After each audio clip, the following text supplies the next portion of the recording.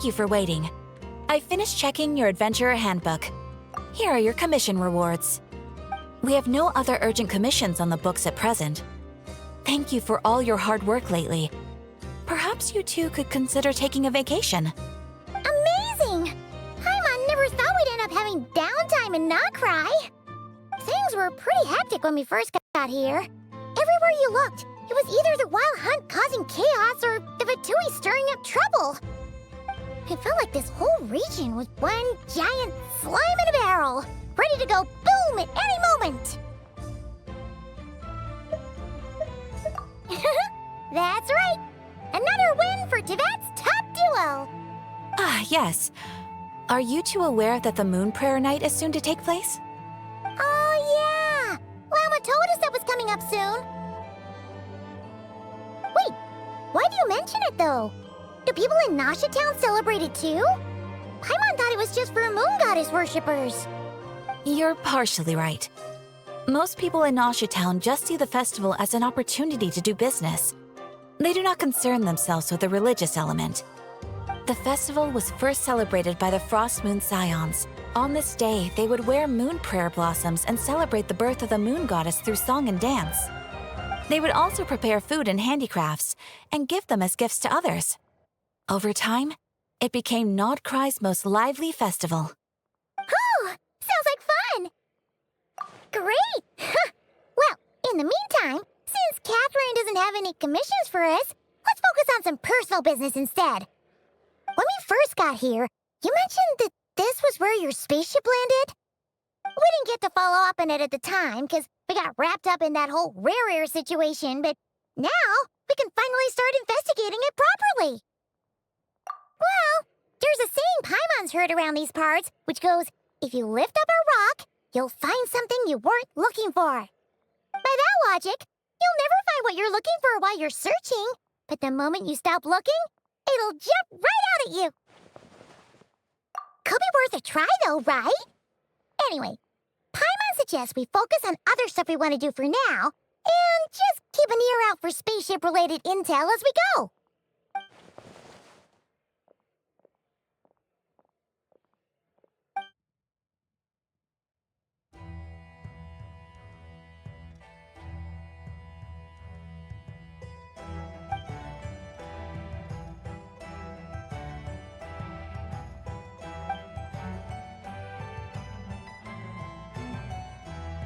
What's wrong?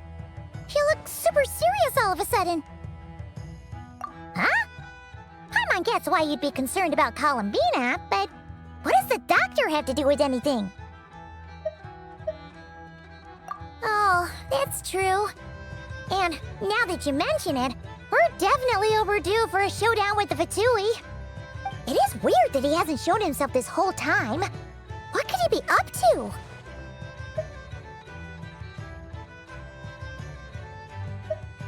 True. Paimon would much rather deal with Marionette anyway. She says the meanest things, but when it comes down to it, she doesn't seem like a bad person. Maybe it's the pressure of being a Fatus? Especially as a Harbinger. Does she feel like she's gotta act tough to keep up appearances or something? But then, every time we headed out with Rarier, she always wound up having to repair Polonia and her other robots. That's gotta sting. Losing face always hurts more for people who care a lot about their image. She's probably still furious about it. What? Relax! She's not even here! Huh? What's the matter? Oh, nothing. Sorry, we'll be on our way now. Where are we again? Oh yeah, Columbina? Right, yeah, let's go see Columbina.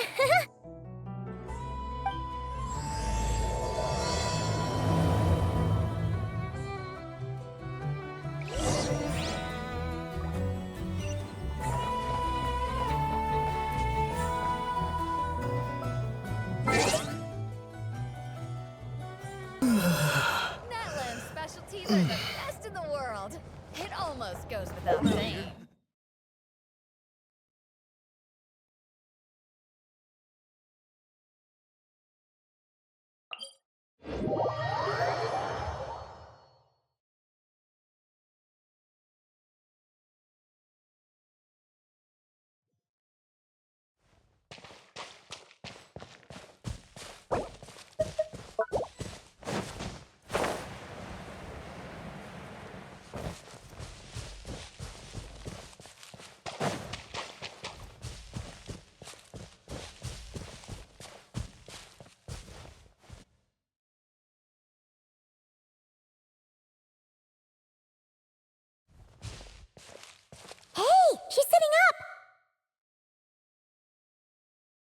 Is me sitting here a rare sight? No, we just thought you'd be resting. Perhaps I would have been, were it not for the sudden arrival of some unexpected guests. Not that I consider it a disturbance. After all, you are the only ones who are free to enter. Would it not be a little unfriendly of me to lie down while we speak?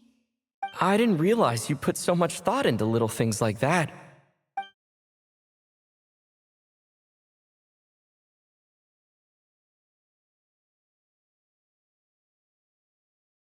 Only sometimes. There have been moments lately where I think about you and your companions. They are warm, mysterious, and cozy memories. Very few of my past memories are anything like that. They say that travelers return home bearing bags full of souvenirs. But my luggage was empty, and I believed it would stay that way. Return home? So, you're still planning on returning to the moon? Yes. This planet continues to reject me, reminding me that I do not belong here. If I remain in Teyvat, there will come a day that I disintegrate. And I don't mean reduced to dust, or turned into food for the flowers. I mean, I will cease to exist entirely. Alright then. Well, we're sure gonna miss you. But it sounds like we'll have to say goodbye. How do you intend to return? The moon prayer night is soon to arrive. On that day, the moon will be closest to Teyvat. The Kuvaki in this land will reach its peak at that time. I merely need to grasp the tide, and with relatively little effort. Oh, Paimon gets it! It'll work like a slingshot! You make it sound like she's gonna get blasted up to the moon. If I did that, I suspect I would crash into the false sky. I will be using a much gentler approach, but I do like the analogy. It's fun. You see? She gets Paimon's sense of humor. In the blink of an eye, the time has come to part ways. It does feel that way, doesn't it? Time seems to fly fastest when you are enjoying it. I have always thought of myself as a wanderer on this earth, and it has never expressed any desire to keep me here. Yet, just as I plan to depart, it tugs at my arm. Is this a gesture of affection? Or is the world mocking me? Oh, were you hoping I can answer that? Yes, you are a traveler, so you must have a lot of experience in this area. Then, what I would say is, enjoy the moment. That's right! Don't overthink it! Happiness is happiness and joy is joy! The point is to enjoy it, not analyze it! I see. Then what I would say is, even though I am very tired right now, I am still happy. I can't tell from the tone of your voice. Oh, really? You don't think I sound happy? I'm just kidding. I could tell you were in a good mood today from the moment we saw you. Ah, a joke. Albeit not a funny one. Anyway, I assume you're here about you-know-what. Give me your hand. Actually, it's not that. There's something else we wanted to discuss with you. Oh, then, do you still want to give me your hand? Or not? Sure.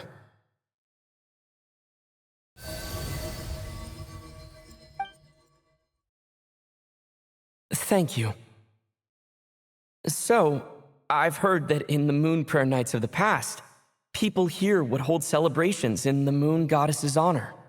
Since you helped so much in our fight against the Rehir of Solnari, I think you deserve a farewell party before you return home. I haven't asked everyone else for their opinions on this yet, but I'd like to invite you to join the upcoming moon prayer night. I've never joined a moon prayer night before. I'm not sure what I would even do. Oh, don't worry about that! We take care of everything. All you need to do is show up. Of course, there's no need to force it if you're not feeling strong enough. It's just, this kind of felt like a golden opportunity. But they call me Kutar, and the Fatui have an arrest warrant out for me. I shouldn't appear in public right now.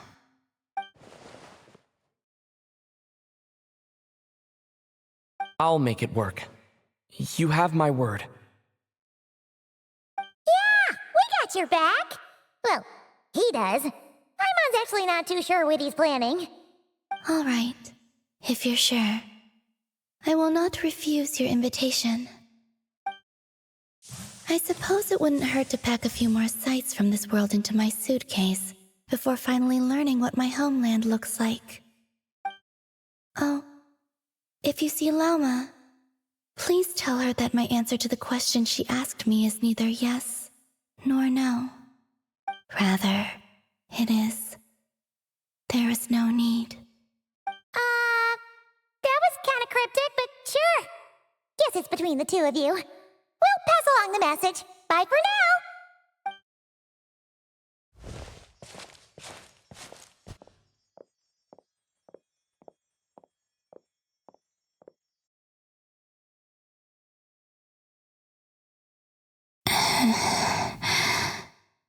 And also, I do not know.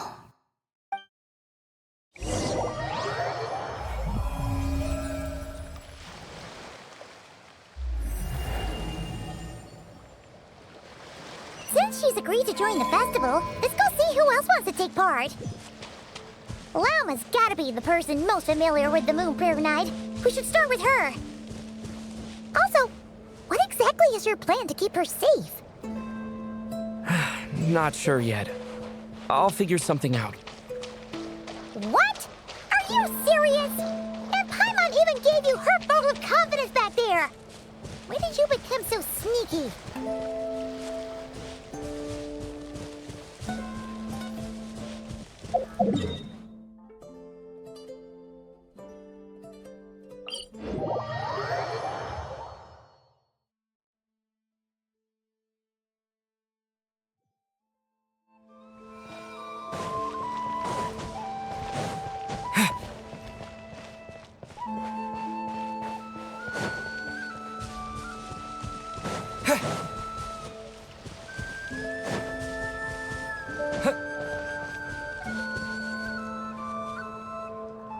Hey, Lama! It's us!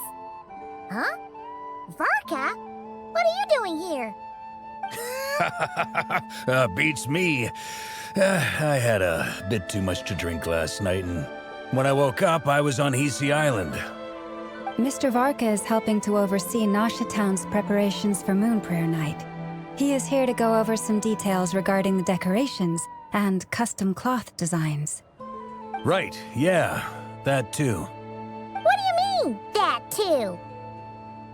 Yes, celebrating this festival is a long-held tradition here in Nod Krai. On this day, the crescent moon at the top branches of the verdant crest turns into a full moon, and the moon prayer blossoms bloom with a special radiance. Our people take these to be blessed omens. It's an especially welcome event coming off the back of all that nasty business with Rare. Everyone got put through the ringer recently, and now they're looking to turn their fortunes around. The big shots in town all agree that a big, lively celebration is just what we need to rebuild people's faith in this place. No wonder Catherine said the people weren't so bothered about the religious element. That's right. It's become more of a local custom by this point. The celebrations have little to do with whether the religious stories behind this event are true or not. Even the Frost Moon Scions are eagerly awaiting the coming of Moon Prayer Night, despite now knowing that their past beliefs were founded on a falsehood. That's fair. It's a bit like the Lantern Ride in Liyue. It's a chance for people to enjoy themselves, not debate the existence of the Adepti. Oh, one other thing! We just went to see Columbina. We went ahead and invited her to take part in the festival this time. Hope it's okay. Wait, so You mean she agreed to it? Huh. That's quite a surprise. Then I suppose that she intends to return to the moon on that day. Oh, yeah! It's kind of a complicated process, but basically, it's like a slingshot. I understand. In truth, I had a feeling that she might make such a decision. Well, if Kuthar has decided to participate in the festival, we should prepare accordingly. Yeah, exactly. She was saying how it could be risky for her to show her face in public. We were wondering if there was any way we could hide her. Unfortunately, the people who carved the statues did an excellent job of capturing her likeness. It will be very challenging to hide a goddess whose face everyone is so familiar with. Darn! We may have bitten off more than we can chew here. Nah, don't sweat the small stuff. We can handle that. Huh? Are you saying you have a plan? Not as such, no, but the most important thing with a festival is to keep the mood light and your spirits up. You can't go preparing for a festival with those long faces. You'll never convince anyone to enjoy themselves. The Mondstadt spirit is strong with this one. As it happens, I agree with Mr. Varka. Let's start by making our appreciation for Kuthar the beating heart of the festive atmosphere. And who knows? Once we get the ball rolling, perhaps everything will just fall into place. Hey! Did you catch that? Llama said the thing! Or close enough, at least. I'm looking forward to the Moon Prayer Night already. We have a festival in Mondstadt called Windbloom, and you can always tell which couples are celebrating it for their first time by the smiles on their faces. Big, beaming smiles like their whole face is glowing. And I have a feeling we'll get to see that same smile on the Moon Goddess's face at this festival. Not quite the same, surely. Anyway, I'll take care of business in the city, but I'll have to leave the decor up to you and the Frost Moon Scions. No one else can capture that traditional aesthetic quite like you guys. But lastly, there's the final key element that brings the festival to life. Companionship. Before you leave, let me show you something that we've been preparing. Mr. Varka had asked to see it already, so you may as well tag along. Also, I have some further questions about Kuthar's decision.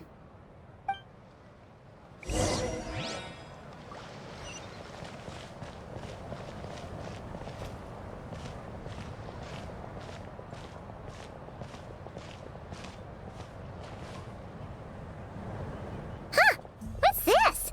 They sure look like they're having fun. I believe so. Kuhenki seem very skilled at playing drums like these, although I'm not sure where they learned it from. Maybe it's an innate talent? In their eyes, they're probably just playing with toys.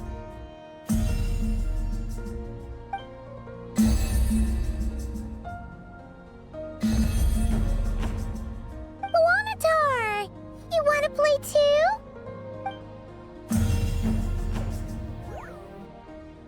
Yeah. She looks more confused than anything. Maybe we can teach her next time if we get the chance.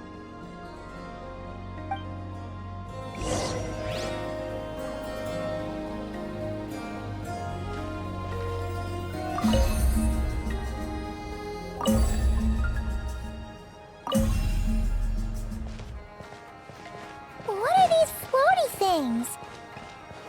Moon veils. We hang them from buildings in the city during the festival.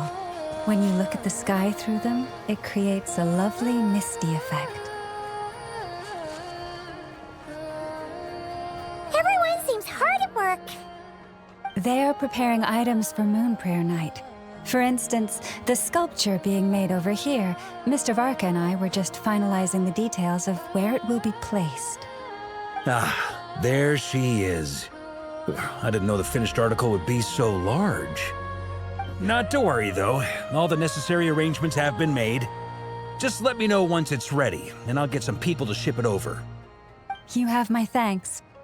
And over here, we are preparing a very traditional confection. Oh, look at all these colors! It looks great! Can Paimon try one? Of course. I have a feeling you'll like it a lot. You bet! Sweets and treats are Paimon's favorite! If you included those in the Feast of the Moon, I bet Paimon would have joined the Frost Moon Scions by now. There will also be verdant crests like this present in Nasha Town during the festival. The timing of Moon Prayer Night is not completely set in advance. We make a rough estimate, then observe the changes in the verdant crests and moon prayer blossoms to guide us. As such, the wait itself is a fun feature of this particular festival.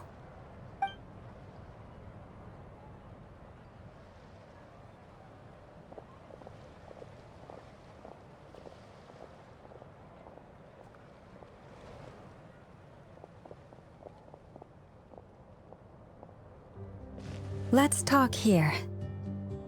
To tell the truth, I am very surprised to hear that Kutar is willing to participate in the festival.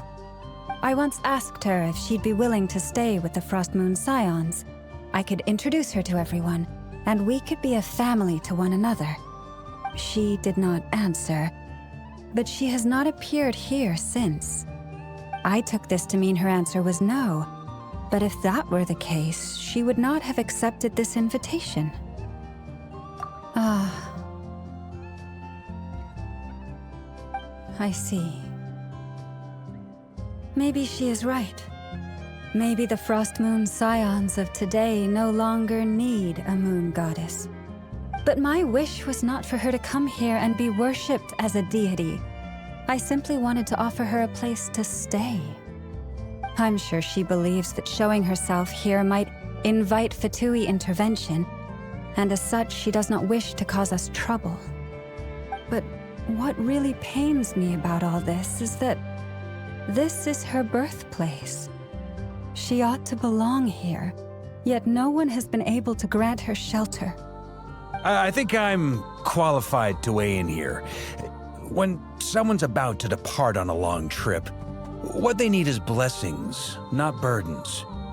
We should wish her the best, not make the journey harder than it already is. Anyway, she's agreed to attend, hasn't she? All we need to do is simply respect her decision. I see your point. Yes, she will soon depart after all. Our job is to leave her with some happy memories. Besides, who's to say her journey to the moon is a one-way trip? It's not like she can't come back and visit if she wants, right? Paimon agrees wholeheartedly. Festivals are all about having fun, so let's keep it simple. All right, I'm gonna head back to Nasha Town soon. Want to come with? I'm guessing you have some other folks to visit there. Sure thing, let's go! Bye for now, Wilma! Thank you all. Goodbye.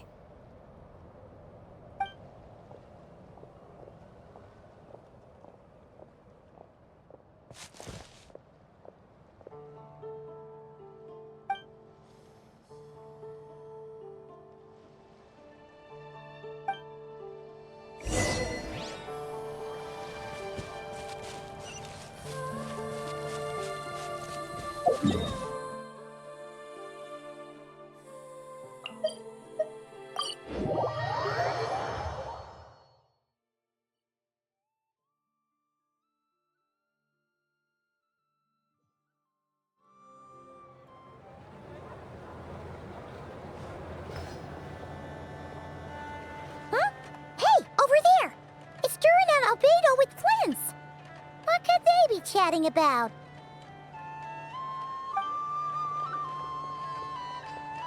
Your guess is as good as mine.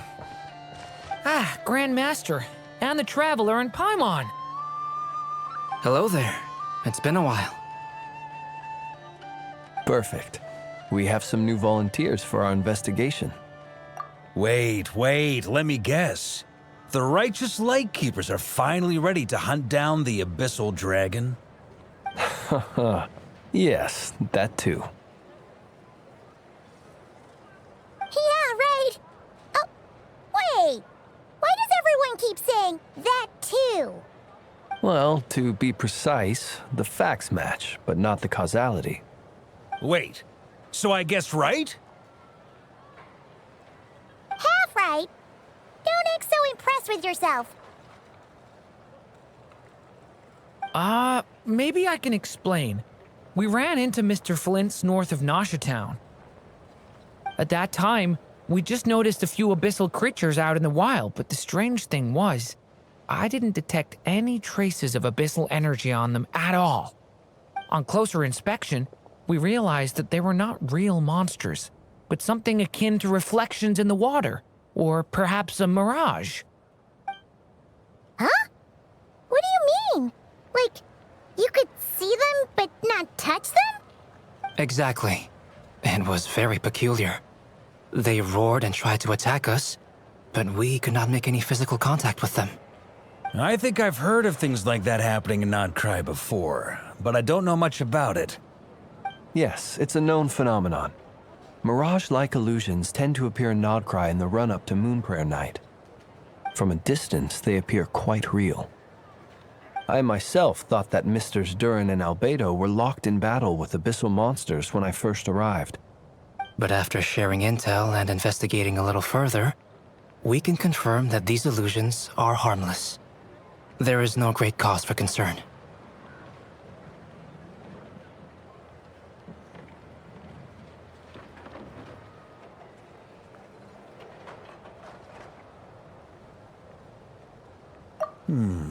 All the Mirage stories I've heard are either animals, rocks, or small houses. Abyssal monsters, though? That's a first. It's a first for me, too. So I'm planning to look into it further just to be on the safe side. I intend to inspect a few more locations. What about you two? Any plans? Alice contacted me a few days ago. She'd like me and Durin to assist her with an experiment. But we lost contact shortly after receiving the message. I'm sure that comes as no surprise to anyone familiar with her. We don't know when the wind will blow, yet when the wind blows, we will know. That, in a nutshell, describes how Alice operates. Yeah, that tracks. Okay. Well, I suggest we investigate this Mirage business in the meantime. It's piqued my curiosity, and I'm pretty sure I know someone who will already be 10 steps ahead of us. Well said. Right? Whatever's happening in Nod Krai, she always seems to be the first one to know. Let's go see what she knows. We can invite her and her staff to the festival while we're at it.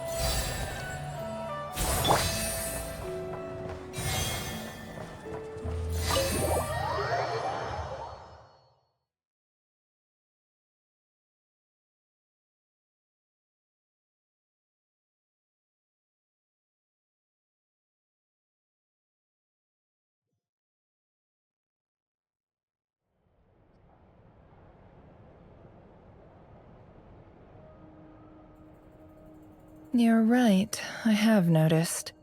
There's certainly something a little fishy about this situation.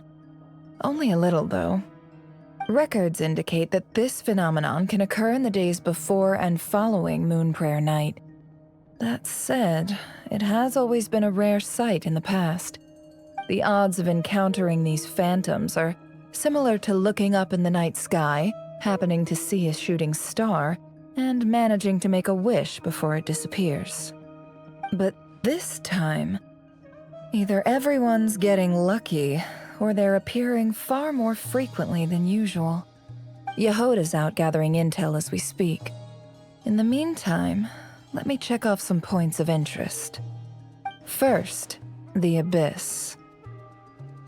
The ones we saw seem to be abyssal monsters. Indeed. But we have identified one location where many more of them have made an appearance.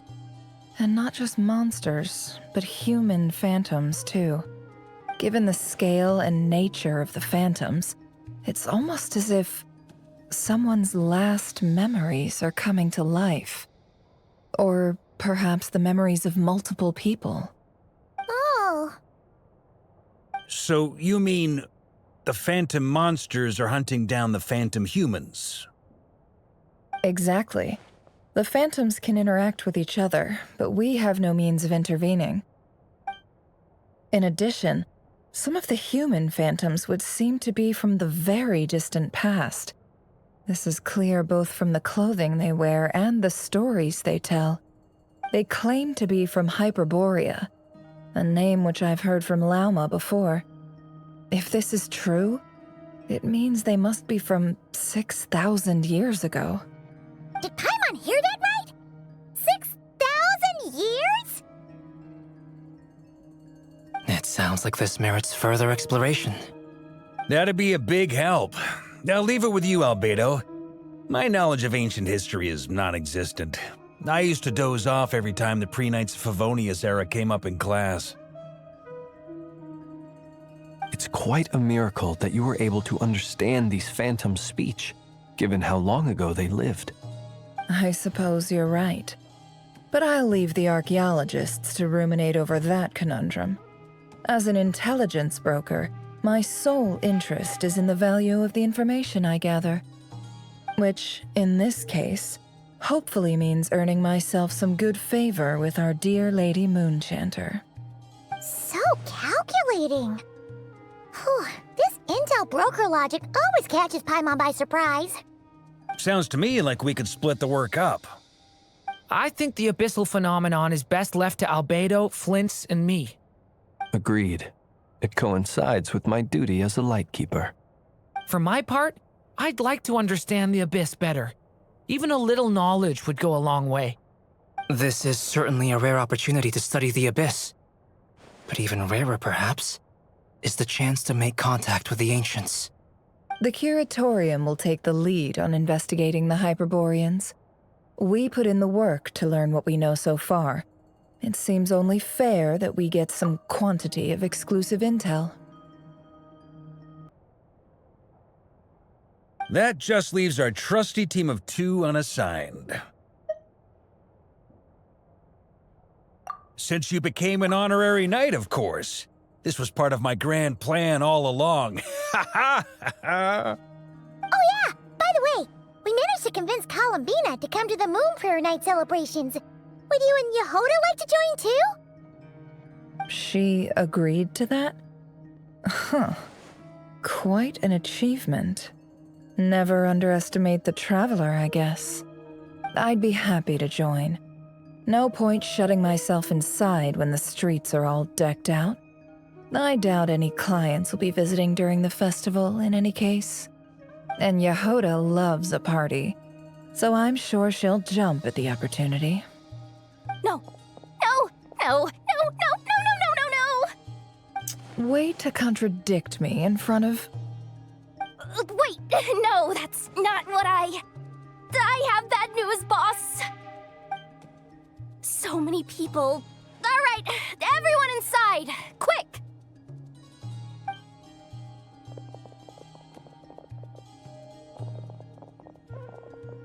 This is gonna sound crazy, but hear me out. I saw one of those phantoms at Star Sand Shoal, and it was some sort of flying ship. Like a spaceship? That's gotta be the one you came to Tibet in. You said you saw the same thing through the moon marrow, right? Huh? You already know about it? I thought I was gonna blow people's minds. Turns out I'm the last to find out. Wait, back up. You came here in a spaceship? Now my mind is blown! What's it like on the inside? Was it like flying through space? I want to know everything! Yep, exactly. Huge discovery. You're the best. Second best intel broker in the world. After your boss, of course. Wow. Really? Well, I don't know if I'm all that, but... I guess that decides where we're heading next. Come on, don't look at me like that. I know the spaceship doesn't have anything to do with me, but you don't want to leave me as the only one twiddling my thumbs, do you? Please? Fair enough. You can tag along. In that case, let's meet back here to discuss our findings once we're done. I wish everyone a productive investigation.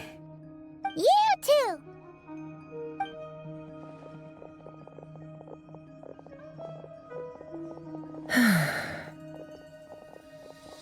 What's up, boss? Aren't we gonna head out? Tell me, Jahoda, when did the curatorium start giving out intel for free? Oh, sorry, boss.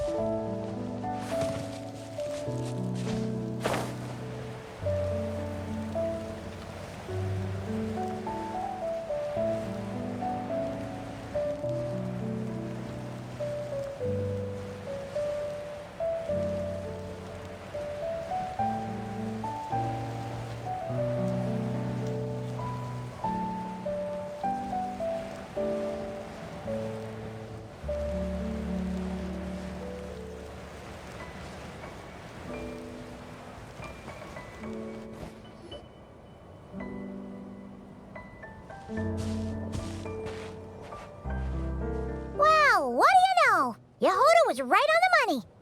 This Phantom really is your spaceship. But that's so weird. Why would it show up here? Is it some kind of projection? Or a ghost? Like, maybe it no longer exists, but somehow it left an afterimage? Ah, you're already here. Miss Lauma, what a surprise. I thought you were busy with festival preparations. I was, until one of our people informed me that a strange sight had appeared at Starsand Shoal. No one's ever seen something quite like this before. I thought I should see it for myself. Same here. Oh, so we heard that these things appear around the festival period. Any idea why that is? Unfortunately not. We have very limited information about them, since they can't be interacted with. And no human phantoms have ever made an appearance before now. The most we've been able to deduce is that these sightings appear to be connected to the increase in Kuvaki energy around this time. Yeah, seems like that's all we can do. is all so confusing. Allow me to lend you a hand.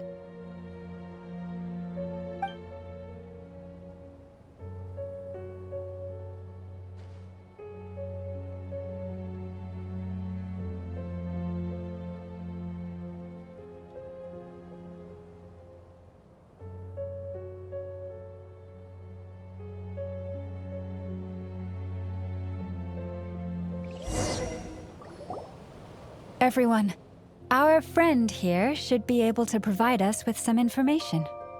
Is that a phantom Rhymehorn deer? I've heard about how the Frost Moon Scions live in harmony with the animals and can even communicate with them. That's coming in handy now, for sure. Okay. Yes, I understand. Then how about this?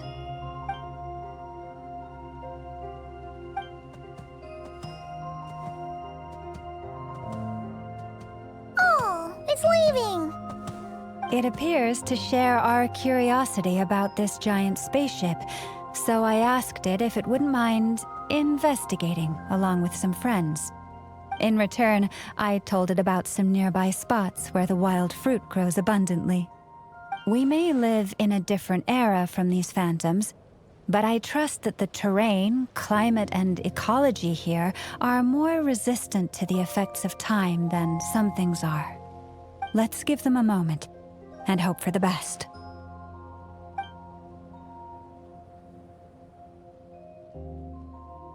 All back together? Must have been a lot of fruit. Indeed. Now let me ask them some questions.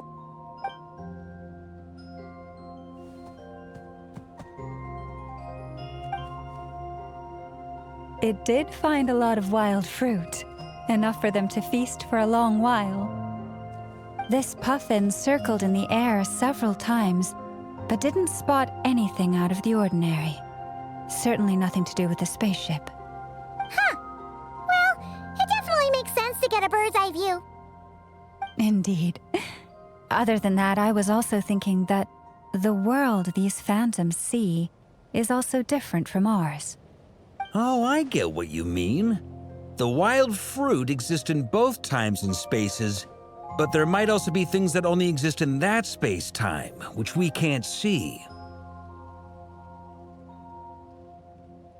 Good point. Great thinking, Lauma. Blunthorn rhinos can use kuvaki to shift great rocks, but this one says it couldn't get that ship to budge by even an inch. The sniffer mole tried too, but despite being a skilled digger, it could not get through. They say that the spaceship looks robust and undamaged. It seems completely impervious to any and all attacks. Whatever lies within is well defended from harm. So, just like us humans, there was nothing they could do about this spaceship either. Yes, still, they deserve our thanks. We are grateful for all your efforts, dear friends. Now go, and enjoy your feast. I've noticed some other human phantoms gathered nearby. Come on, let's go talk to them.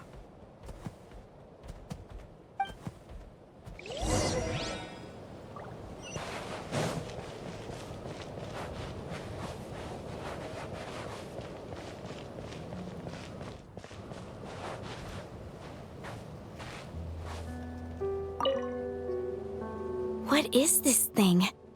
I've never seen it move, and there's no way to get inside. Goodness knows. My grandpa says it's been sitting here at least since his grandpa was still alive. What about his grandpa? Did he say anything to your grandpa's grandpa about it? Huh? I don't know. In all likelihood, it was here back then too. Hard to imagine something this huge could move. Guess that means that as far as they're concerned, this ship's been around a long time.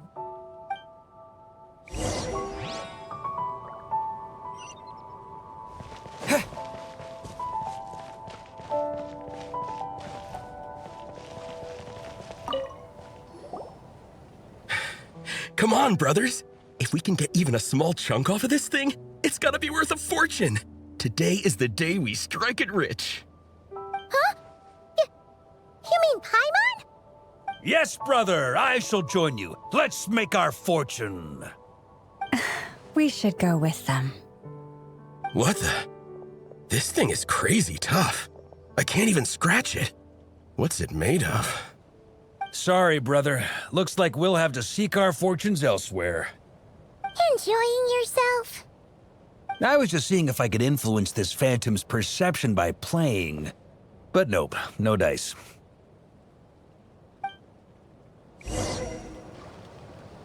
I'm sure we're all starting to build up an idea of what's going on here now that we've spoken to some of the people. These phantoms are reenacting real historical events in Nod Krai. It's almost like we're in some kind of interactive stage play. We can talk to the actors, but the plot is fixed and we can't influence it. It makes sense. History is set in stone. The objective facts of the past cannot be changed. Paimon totally thought you were just goofing around earlier. But actually, you were doing some serious investigating. Of course I was. Anyway, at this point, I think we're forced to conclude that although the Phantom spaceship is right there in front of us, we aren't going to learn much about it from these people.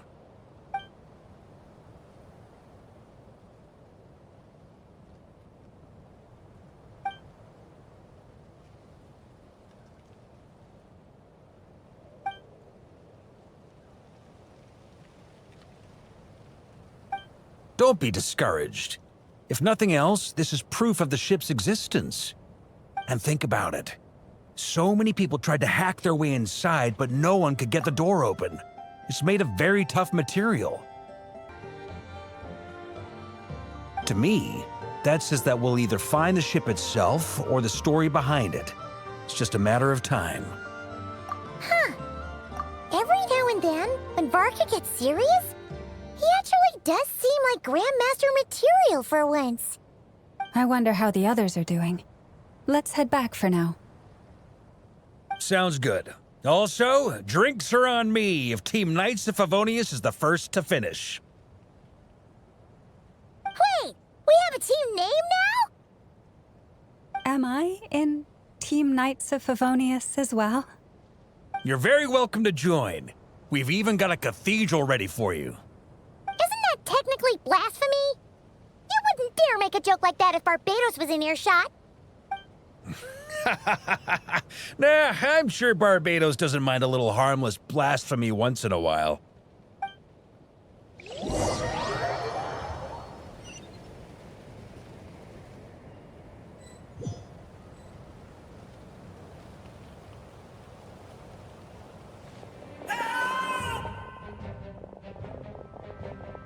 Oh, no! Get away! Oh.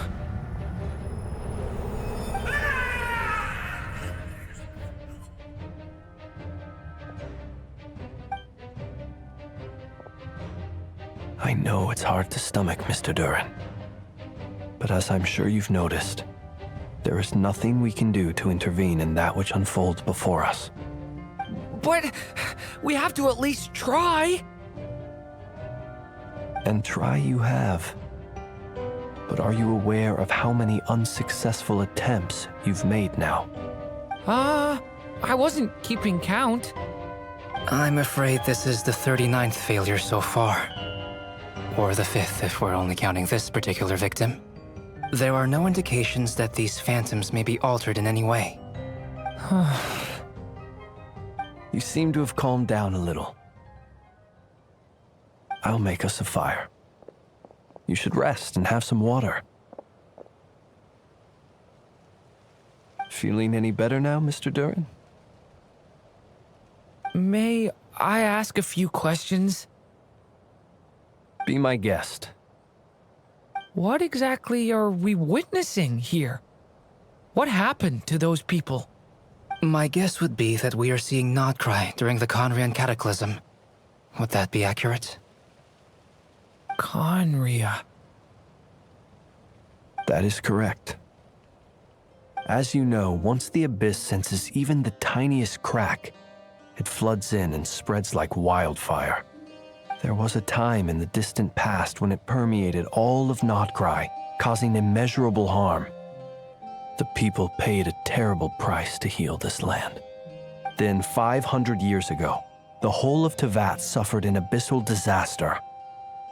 Once more, Nod Krai was dealt a devastating blow. I see. In the face of the abyssal onslaught, all were like grains of sand tossed around by a tidal wave, be they human, fae, or god.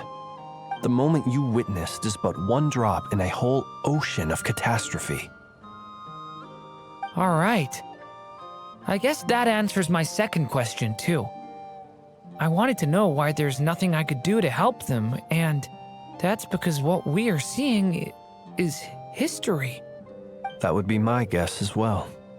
As I understand it, history and fate are not all that dissimilar. The latter may be unseen to us, but both are immutable. Yes. Fate was determined long, long ago. I still have a couple of other questions for you, Mr. Flins. You mentioned more than one abyssal disaster that has struck this land in the past. How can you be sure that what we're seeing is from the Conrian incident? And also, how are you able to stay so calm when you're talking about these events? From everything I know about you, you're not cold or ruthless, and you're not indifferent to the suffering of others. Alas, I am forced to show my age. I must be 600 or 700 years old by human measure. Wait, so you... One is not easily moved by history when one has witnessed the truth firsthand. I'm sorry. You needn't apologize. Your passion is a good thing to have. Treasure it, because someday you may find it in terribly short supply. Now, at the risk of offending you, I have a question in return. Your curiosity toward the abyss, is it born from hatred or because you sense its call? I only ask because I kept a fragment of Rarir's body in my lantern for a short time, specifically his heart. So I know what a burden it can be to carry the abyss with you, and I hear its power growling from somewhere within you. In my eyes, your mere existence is a miracle. My honest answer is... I don't know. I don't think I have the confidence to say for certain. What I will say is the abyss is not the only issue that haunts me. Even before I became who I am today, the question dogged me constantly. Should I even exist at all? My doubts remain unresolved. But when we fought Rarir, something became a little clearer to me. Sometimes it is the darkness within us that allows us to achieve the impossible. I certainly got the sense from your 39 attempts that you were trying to achieve the impossible. It sounds like you've resolved to see the truth for yourself. Absolutely. In that sense, he and I are quite similar. Then I wish you every success. I look forward to the day of your transcension. Well, if everyone's caught their breath, I suppose we should head back. Oh, and one last thing. I'd appreciate if you kept our discussion about history a secret.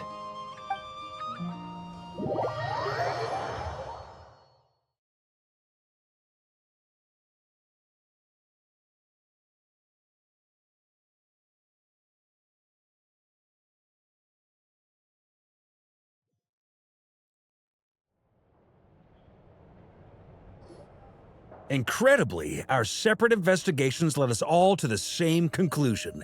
Hooray for consensus! Yeah, but we barely learned anything, though.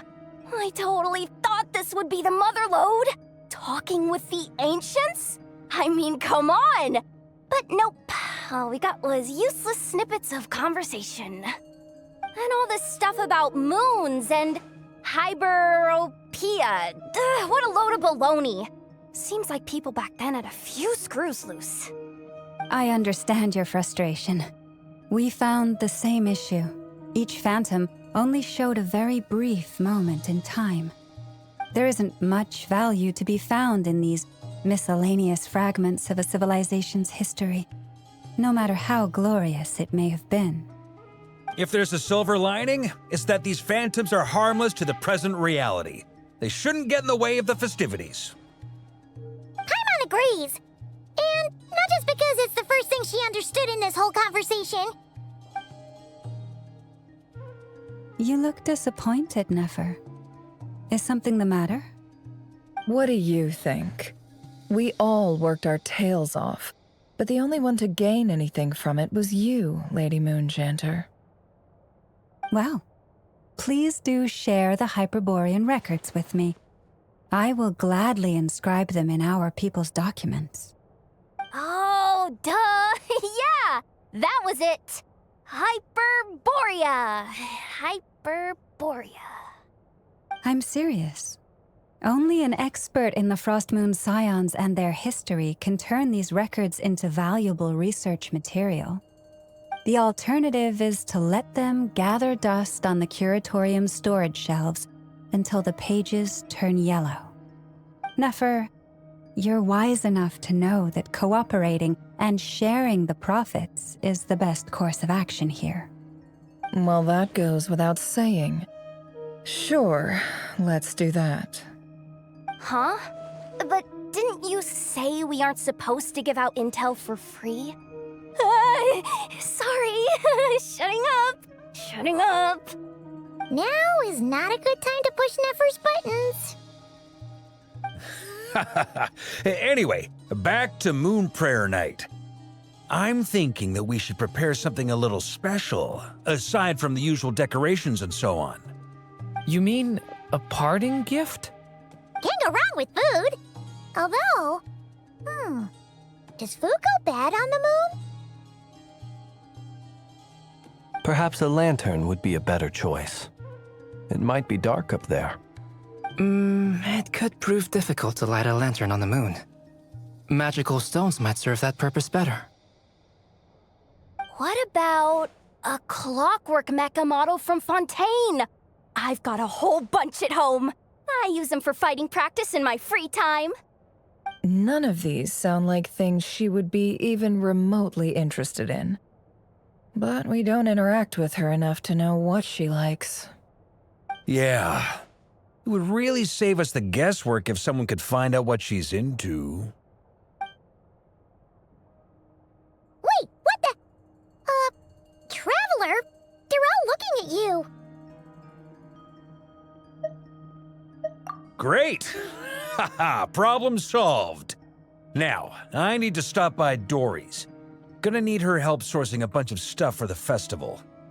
Then let's leave it there for now. We all have our own business to attend to. Traveler, if you find out what Kutar likes, let us know right away.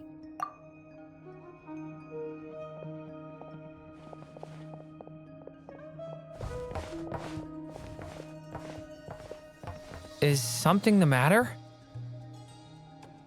I'm fine. It's just... I'm still feeling a little rattled after witnessing the horrors of the Abyss. But it's okay. This is something I have to work through. I'll be all right. Thanks for your concern. Well, don't put too much pressure on yourself. If you ever feel like something's wrong, physically or mentally, we're here to talk. Come on. Stop treating me like a kid.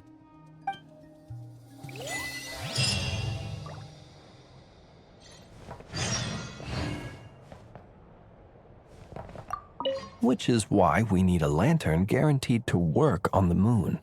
Yes, I have a few ideas, but the lantern itself is the easy part. The real issue is how little we know about the lunar environment. Wait, you two are serious about this? Let's just say I'm intrigued by these shining magical stones that Mr. Albedo has mentioned. Could you do me a solid and try to smooth things over with Boss Neff?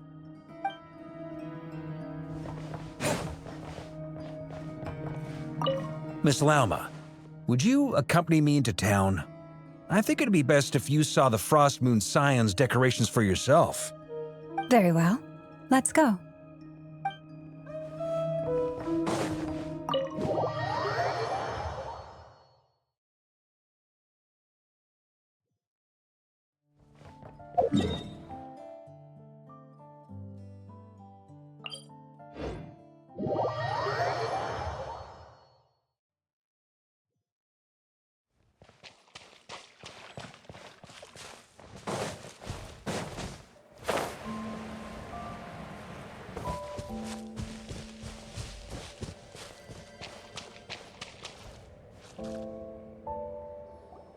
Columbina, we're back! Huh? She's not here. Weren't there a few Kuhenki here last time, too?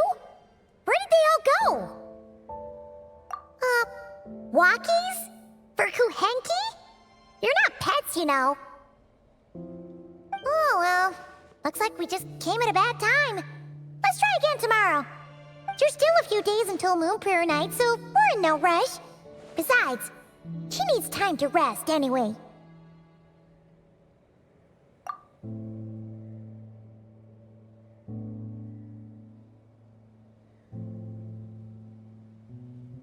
Columbina! Are you back yet? Oh, how strange.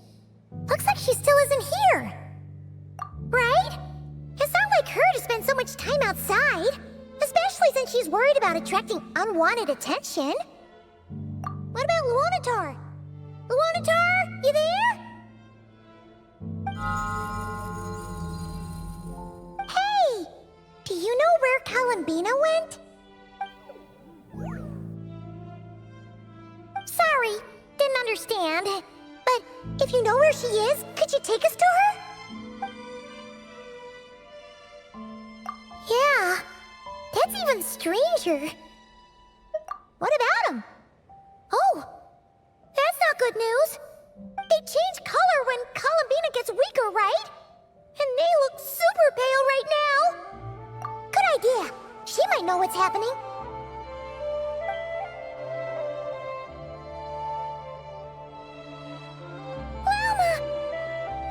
Ah, it's you. How is Kutar? Is she okay? No, she hasn't. I came here to check on her after I noticed the flowers had changed color.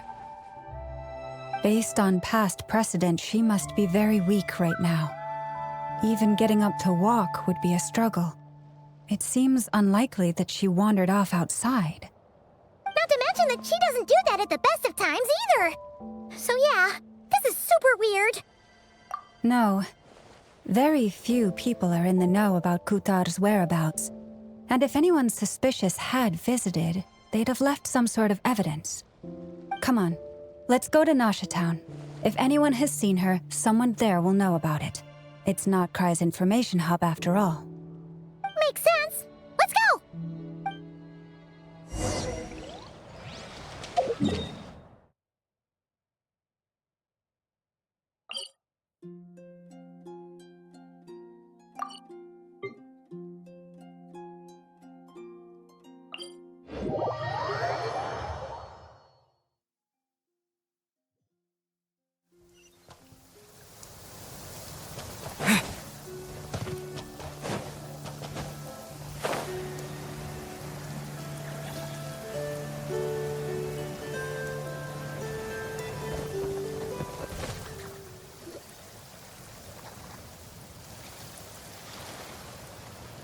Moment. Is it just Paimon, or is this stall kind of suspicious? It's never been here before, right? No, I don't recognize it. Alas, your free and easy adventure time is over. Now, prepare to face the final boss of Nod Krai. Whoa! Where'd that voice come from?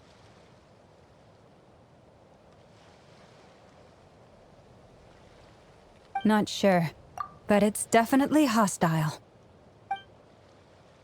No, no, no, not that way. The final boss is right here. The sniffer mole? final boss? Surely not. Also, Okay, the jig is up. I'll stop teasing you. Turn around. I'm right behind you. It seems I've managed to leave quite an indelible impression, even though you've never seen my face. Ah, nothing could make a great maid more pleased with herself.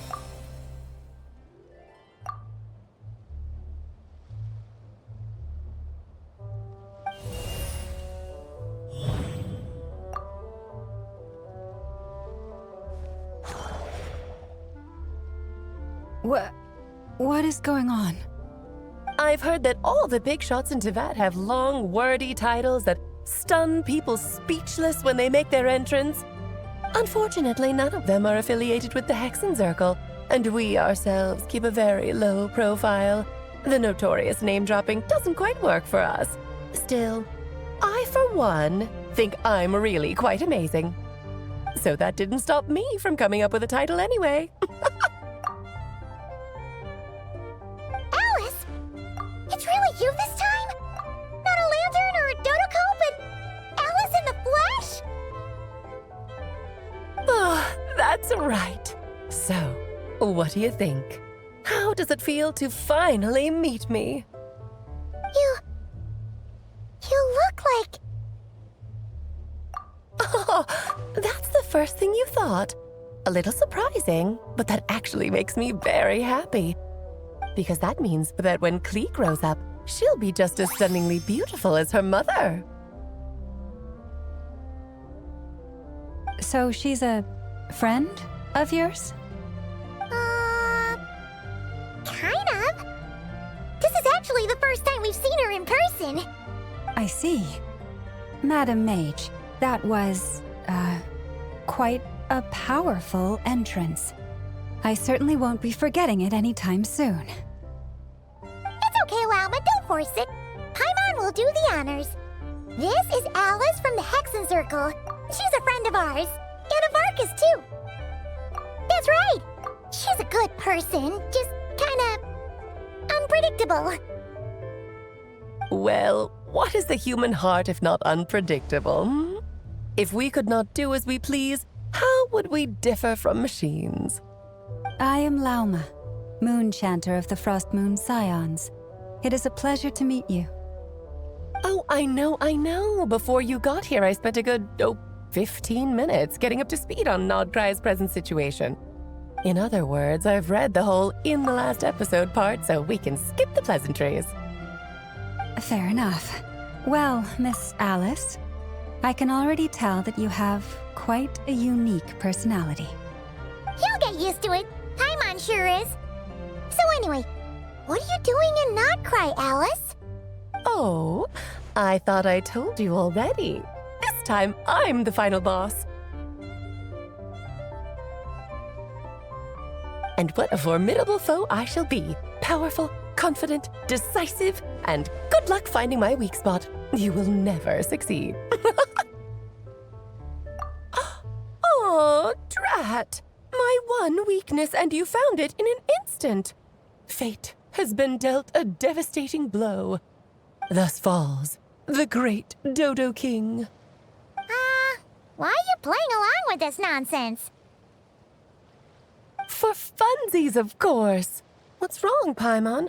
Are you disappointed in me? Am I a gigantic letdown?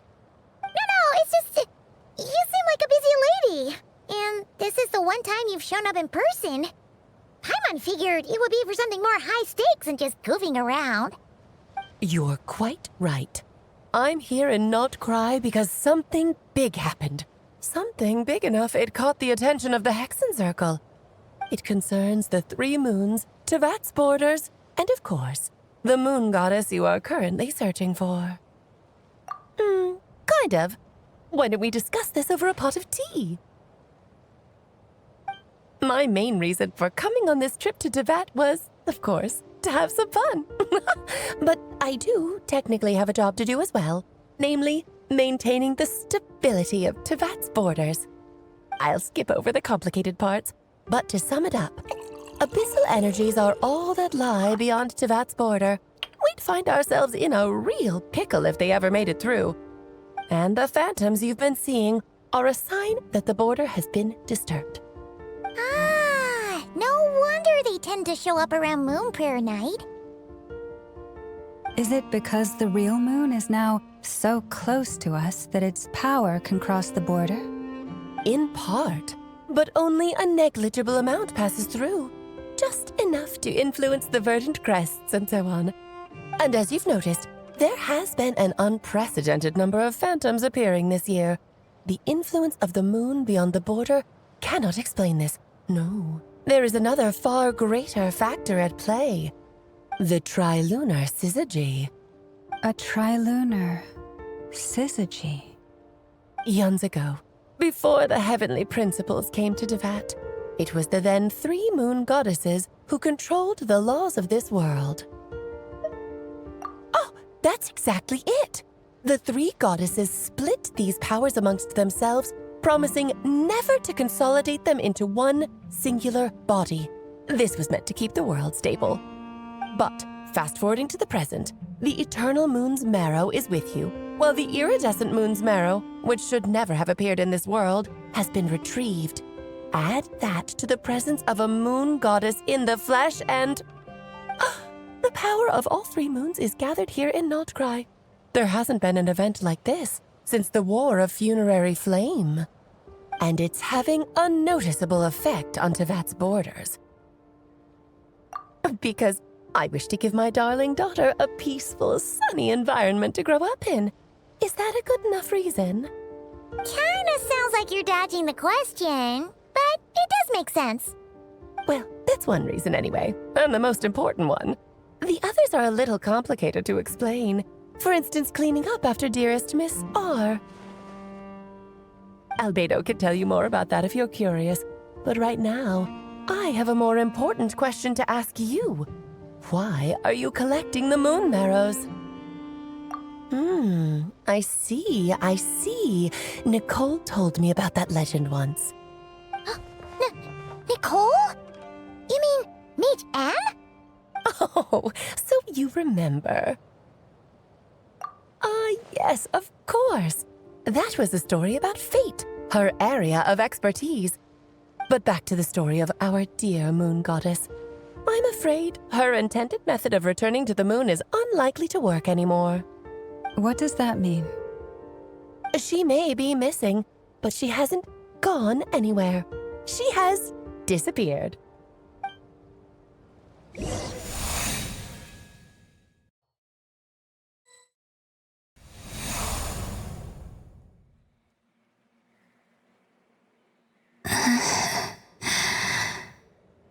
My body is so heavy. Wait, no. It's my mind that's heavy. My arms and legs are as light as a feather. What's happening to me? I feel drowsy, like I've been asleep for too long. Is it daytime or nighttime? Is the moon out? I think I'll go for a walk.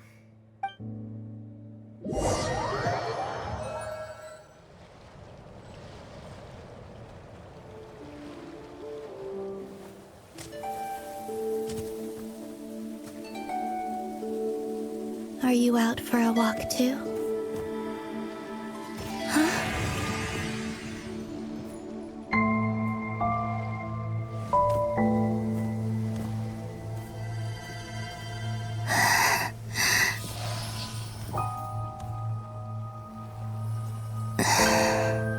The day has come at last.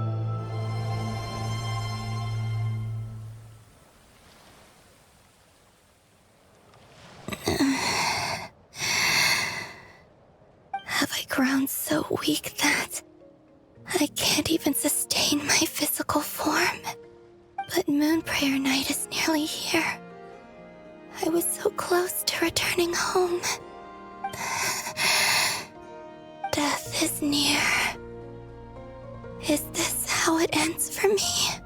Will I return to the moon after I disappear? Or... I don't want it to end like this. So far, at least, I still exist. Even if not physically, I can still feel. But as my power wanes, I'm sure that too will fade.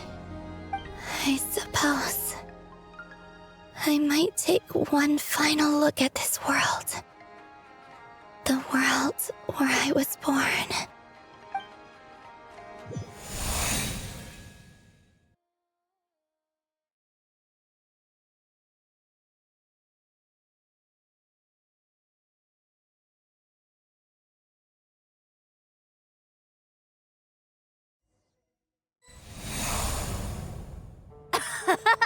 Come on! Come on! Wait for me! The Frost Moon Enclave. How much it has changed since I was born. These decorations, they're so heavy. It's times like these when you kind of wish men could be priestesses and acolytes too. How fascinating.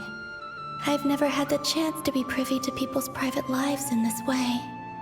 In the past, people would get so solemn and serious the moment I showed my face, like they were frozen stiff.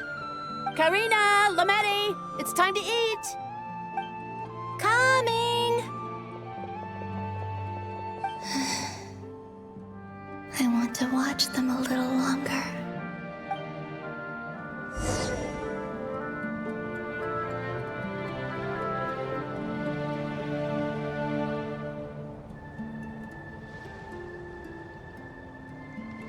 So just fill these balloons with air, right? Yep. Try a couple now to test things out. The rest can wait till Moon Prayer Night. Think fast! Rita! Teasing an acolyte of the Frost Moon Scions? Surely that's a punishable offense. Take this!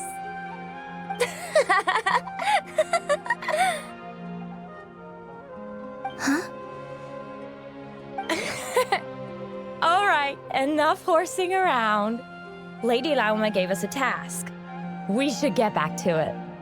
The task is just to check that the balloons don't leak, right? Doesn't matter if we fill them with air or water. Yeah.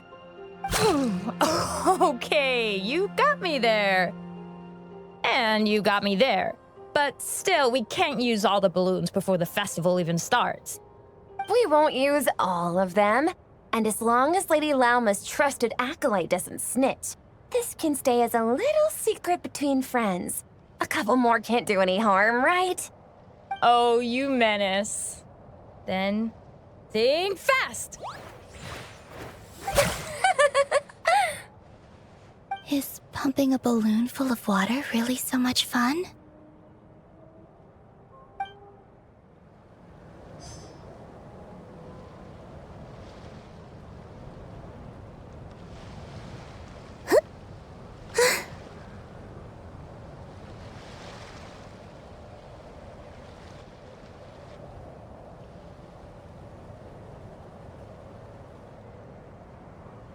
I'm sure you're both tired from playing all day. Come on, eat up. A plain, humble meal. That has always been the way of the Frost Moon Scions. Huh? How come Lametti got a midsummer berry dessert? Oh, I always get Lockaberry. I don't mind sharing. You can have a bite of mine if I get to have a bite of yours. They're sharing food?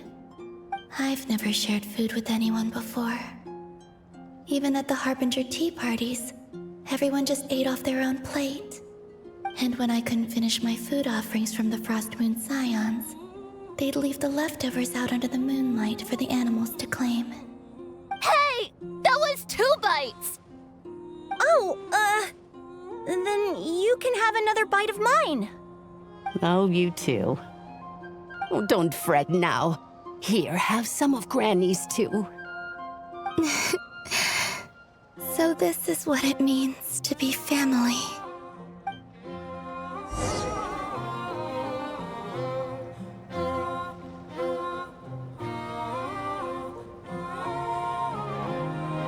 I'm seeing so much that I'd never usually get to see. They'd never act like this when I was around.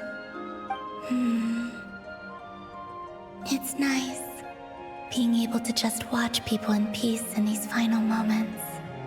What a rare opportunity. I think I'll go take a look around Nasha Town, too. Maybe the Traveler will be there.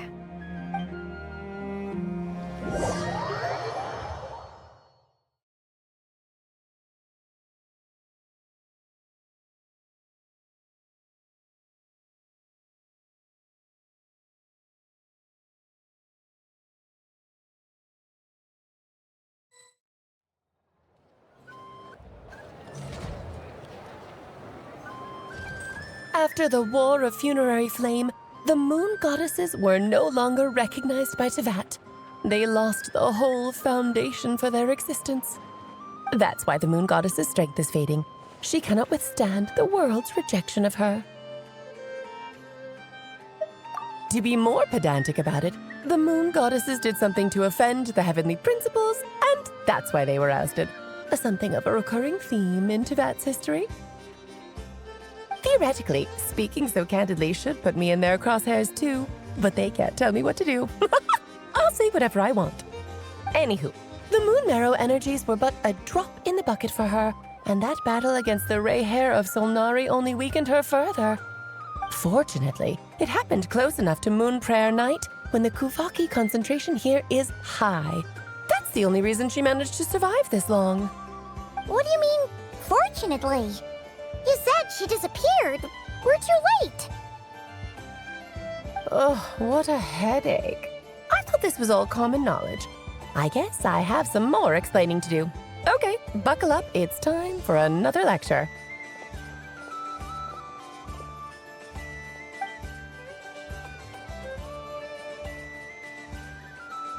Now, I said earlier that the Moon Goddesses lost the foundation for their existence.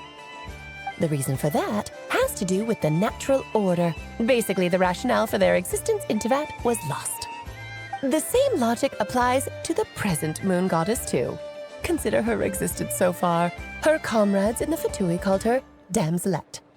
And she was worshipped as Kutar by the Frost Moon Scions. But these connections have now been severed, whether by her hand or yours. So, the rationale that once sustained her existence is now gone. Wait, we did that to her? Oh, well, strictly speaking, yes. But let's not start pointing fingers, shall we? I'll only end up as the big bad villain, and that's not the kind of final boss I want to be. Of course I do. I'm only the greatest mage in the whole entire world. Now, if you wish to find your Moon Goddess, there are two problems we need to solve.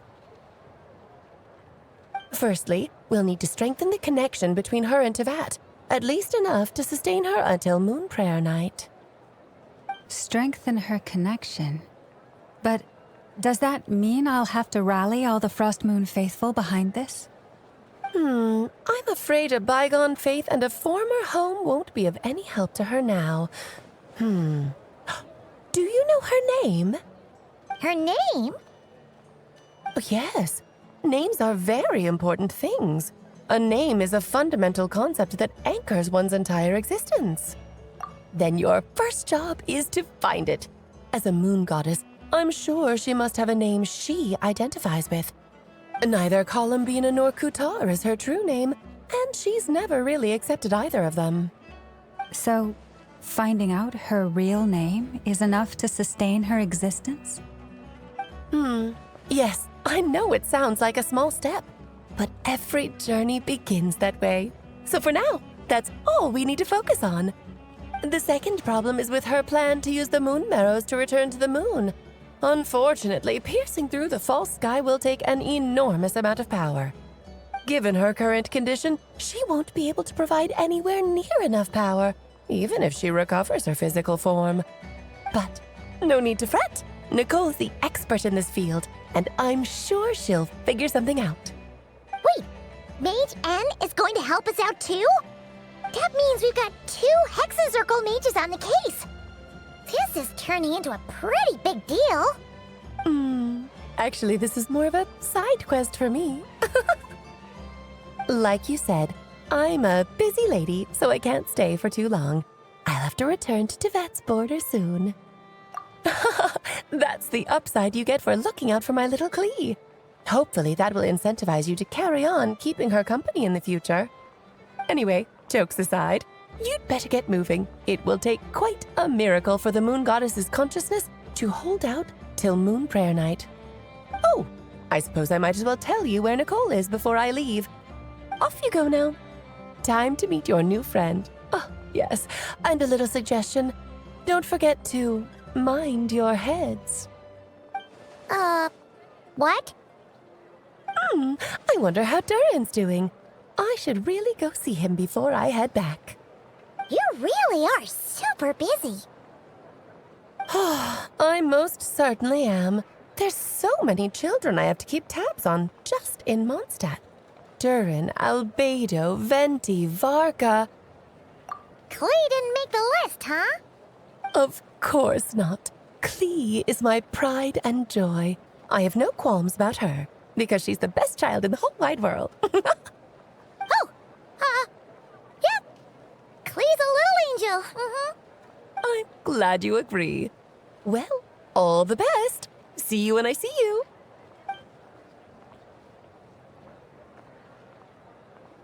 She left in a hurry. Yeah, she didn't pack up her stall. Should we handle it for her? I must say, I'm now very curious about her daughter. Klee, wasn't it? What's she like? That's a long story. Come on, we'll fill you in as we go.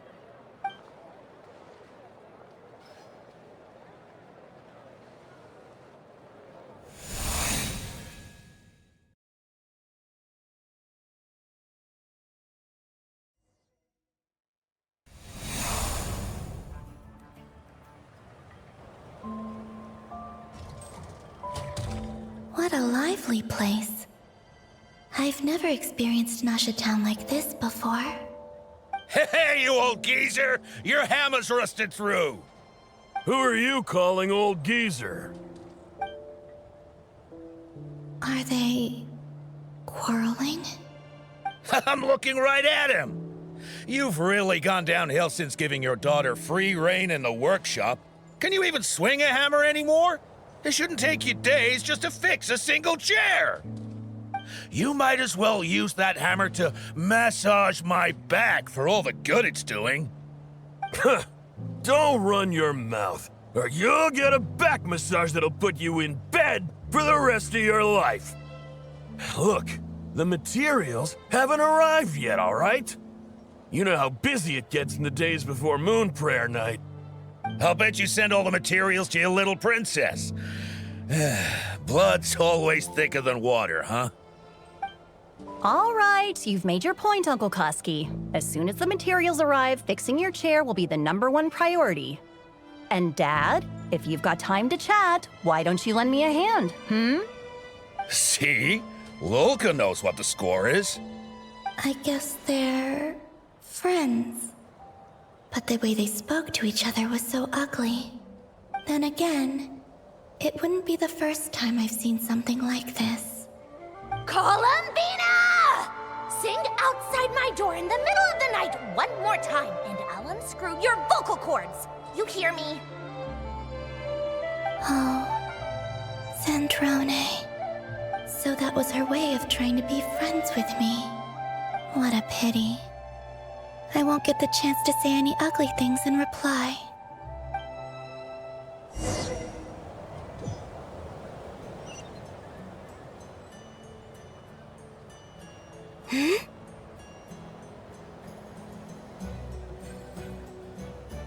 Hey, have you decided what to give her for Moon Prayer Night?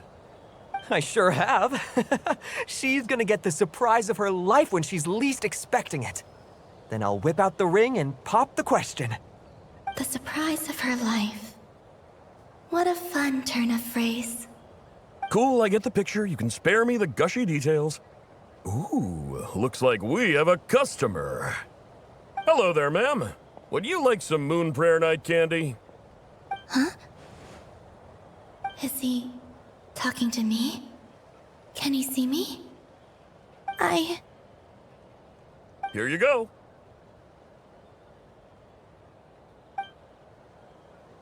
Oh.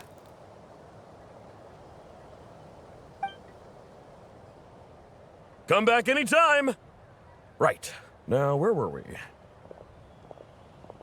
I don't know why, but I still held out hope.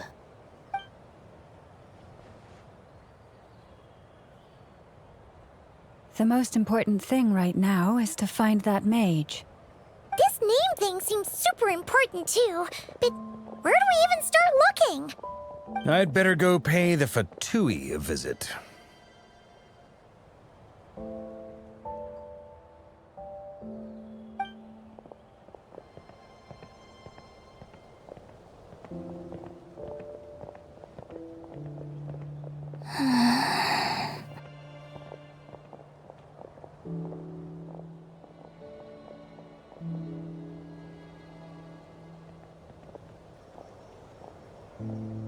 Columbina?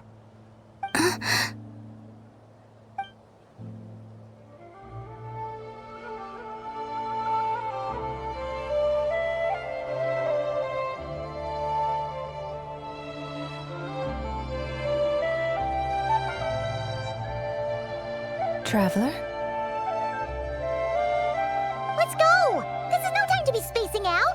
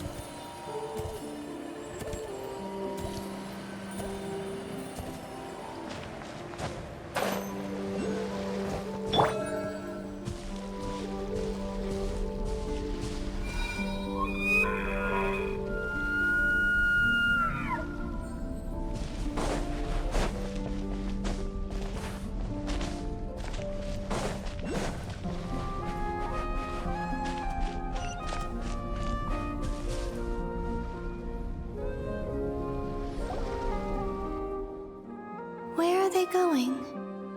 They mentioned a mage and a name? So, Mr. Varka, are you acquainted with this Nicole? Or should I call her Mage N? Not really. We've never met, though she has come up in conversation. From what I've gathered, Alice kinda took Nicole under her wing. Taught her how to speak in a more ladylike fashion, that kind of thing. Huh. Hard to imagine Alice as an etiquette coach. Yeah, Alice is a larger-than-life personality, I'll give you that. But then again, that's why she's able to draw such an eclectic mix of people into her inner circle. If I remember correctly, being an interesting person is actually one of her main entry requirements. So, if you ever wanted to join the Hexenzirkel, I'm sure you'd both be eligible to apply. Hey! Don't go around making promises on Alice's behalf! I wouldn't dare. I'm just trying to paint a picture of the Hexenzirkel for you. Okay, sure. Anyway, since none of us have ever met Nicole, how are we supposed to find her? We can't just go up to every woman in sight and ask, "Hey, are you Nicole?" Maybe something she's wearing will give it away? Like a wind bloom pinned to her chest or something. Wait a minute. Alice never said Nicole was from Mondstadt. Oh, true. That would be this young lady, then?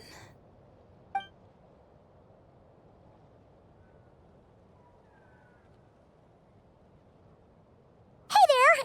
Sorry to disturb you, but are you Miss Nicole? Varka, Knight of Boreas of the Knights of Favonius. Alice might have mentioned me before. Mm-mm. Ah! Have we got the wrong person? Sorry. Well, this is awkward.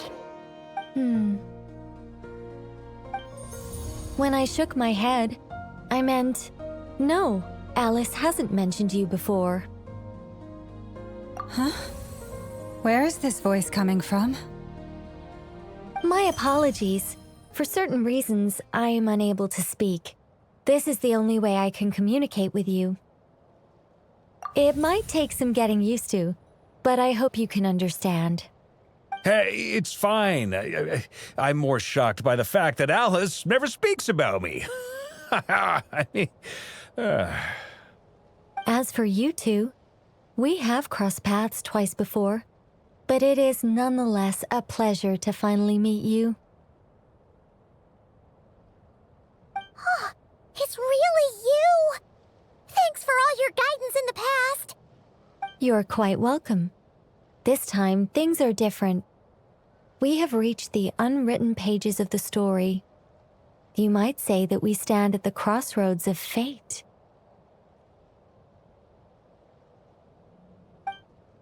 Now then, allow me to formally introduce myself. My name is...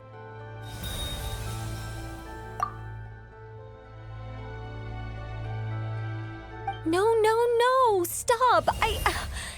Alice! I can't believe it! I had a whole speech prepared. I'd agonized over every single word. She always picks the worst moments to ruin other people's plans. I'm so sorry about that. Alice took the liberty of devising some bespoke self-introduction magic for each member of the Hexenzirkel. But I could have sworn I deleted all of the triggering conditions for it. How did it bypass everything? Oh gosh, this is so embarrassing. This is a very different side of Nicole than what we're used to. Is she not used to face-to-face interactions? Don't worry about it. We've seen that introduction magic once already, so it wasn't too much of a shock. Please go on, Miss Nicole. We'd love to hear what you have to say, or, well, communicate. Huh? Are they talking to this lady? But... Will you all promise to forget that horrendously embarrassing introduction? sorry, embarrassing. When?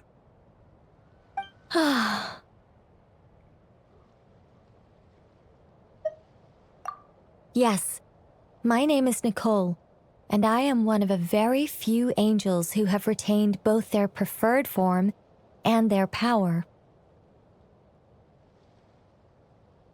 The Traveler and Paimon should be no strangers to this concept. There is another of our kind in Natlan. They call her the Lord of the Night. Right! Paimon remembers her. Yes. Well, I have retained more of my power than she. It's because I don't have a long-term duty to fulfill. To be more specific, no. We'll be here all day if I get into the specifics. Moving on. If I'm not mistaken, you are here because you wish to learn how one might reach the moon beyond the sky. That's right. Is that something you can give us any guidance on? Yes, I do know a way. It began with the Hyperboreans, who lived after the War of Funerary Flame. Blank looks. Maybe I should start with the background of the war. Or maybe not. It shouldn't be an issue. I'll fill in the gaps for you when we have more time. Anyway, after that war ended, the 3 moons retreated to beyond the false sky. The Hyperboreans were humans I once aided. They accepted the civilization and creations bestowed upon them by the angels. But despite accepting many blessings of the angels, many among them still held on to their faith in the moons. They were reluctant to accept the new order, even after the War of Funerary Flame. They sought to contact the moon goddesses beyond the sky and receive their guidance. But all 3 had passed away by that point. This mage has a unique method of communicating. Is she talking about the moons? Yes, but they did not know. And so, still they prayed for the moon goddess's mercy.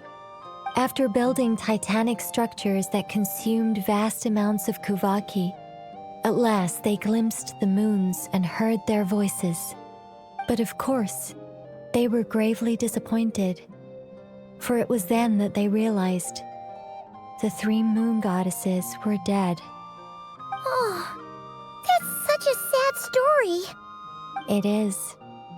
Humanity was in a very sorry state at that time.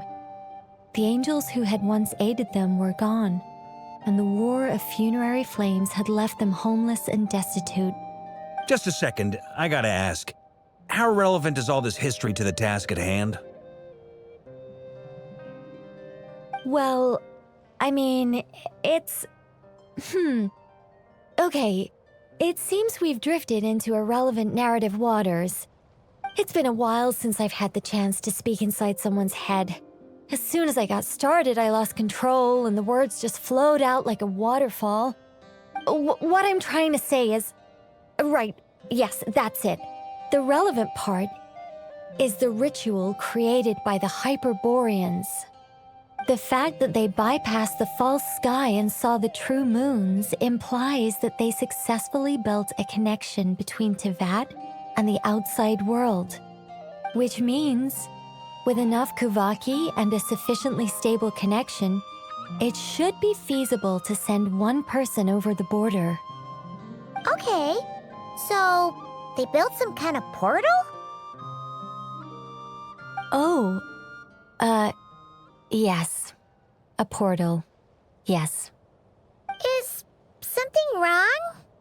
You sound disappointed. I just didn't expect you to summarize it so well.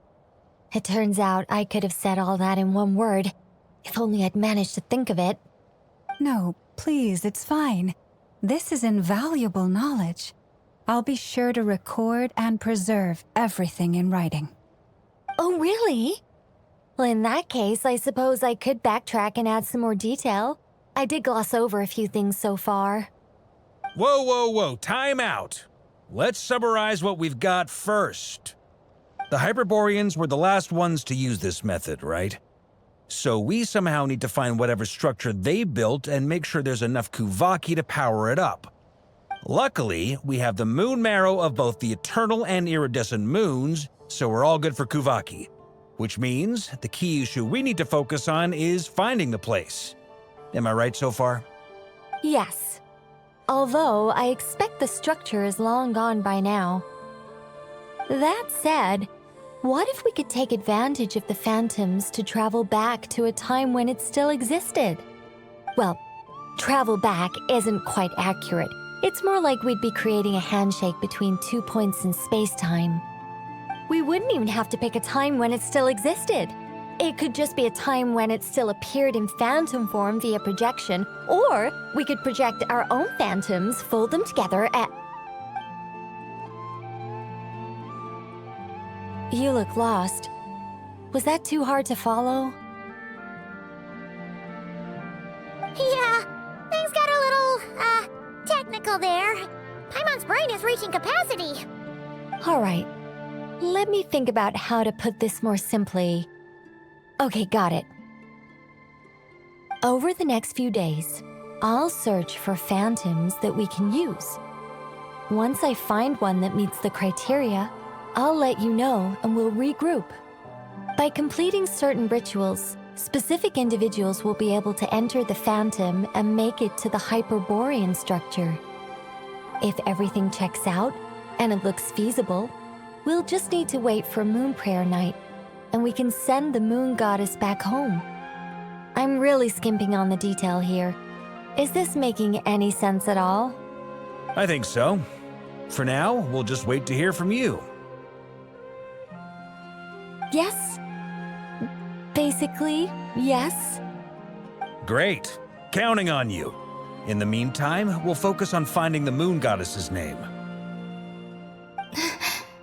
My name? Are they looking for a way to stop me from disappearing? Excuse me, Miss... Go on, Miss Nicole. This conversation was a little all over the place. I didn't catch your name. I am Lauma, of the Frost Moon Scions. Ah, I did wonder. I noticed that you listened very intently when I spoke about Hyperborea and the moon's history. If you'd be interested, I'd love to visit you this evening and go through it again in greater detail. Also, if you were serious about making a record, it would be too risky to simply write down the raw details as is. I would suggest some tweaks. Maybe rewrite the stories as fairy tales or fables, perhaps even prayers. Anyway, we can cross that bridge when we come to it. So, see you later then? Oh, and no need to prepare anything. Just a cup of tea will do. See ya! She seems friendly. It's just... It's so nice to find someone who's actually willing to listen. I've been dying for a chance to finally go through all this systematically from start to finish. Any longer and I'd probably start forgetting it. Now Paimon gets why Alice told us to mind our heads. Ha ha ha ha, what did I tell you? A lot of quirky people in Alice's orbit. Now then, the next order of business is, where do we start looking for the Moon Goddess's name? Maybe the rest of what Nicole has to say might give us some clues. Once I've heard her out, I'll summarize the salient points and share them with you all. I'm also inclined to review our other documents. Yes, our faith was first established by our Hyperborean ancestors, but many of the more factually accurate records are from after Kutar's birth. Sounds like we're gonna follow Columbina's journey through Teyvat, huh? In that case, we'll start by heading to the Frostmoon Enclave. Sounds like a plan. Take this with you. I'll see about getting in touch with the Fatui. It'll probably just be Arlecchino and Sandroni again. They're the only ones who would want to help. Thank you, Mr. Varka. Don't mention it. Honestly, I'm more comfortable dealing with the Fatui than prying into the details of a young lady's childhood. Catch you later. I should follow them, just in case there's some way that I can help.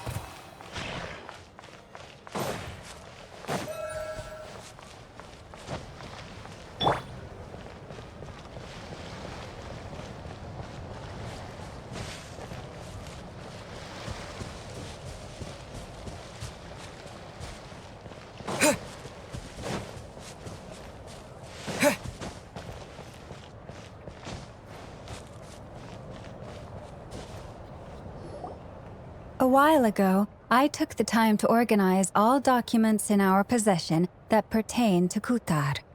What you see here is the material I consider reliable. You're saying there's unreliable material too? Yes.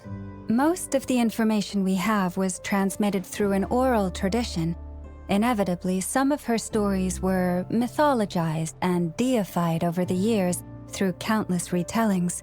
That's why I organized them into reliable and unreliable. There's no sense seeking answers in history unless we can ensure the veracity of the historical record. Makes sense. All right, let's take a look through.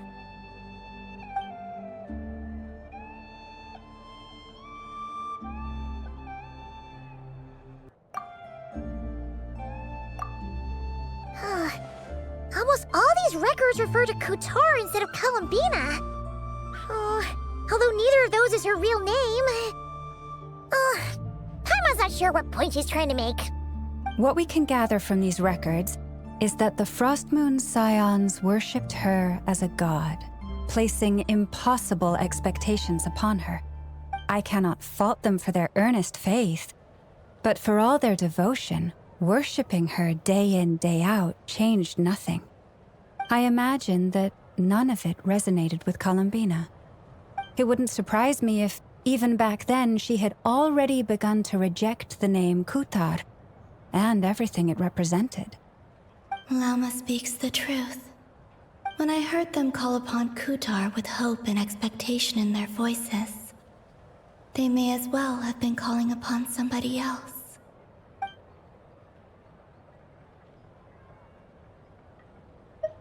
Well, that's a bit complicated. I looked at the level of detail, perceived authenticity, prose style, and how realistic their portrayal of Kutar seemed to be. Amongst the Frostmoon Scions of today, only I know of her existence, and I alone have spoken to her face to face.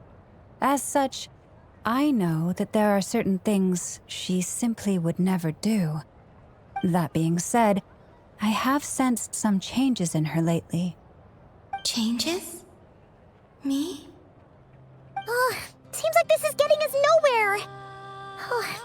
For what it's worth, why don't we check the unreliable sources too? Sure. Give me a moment.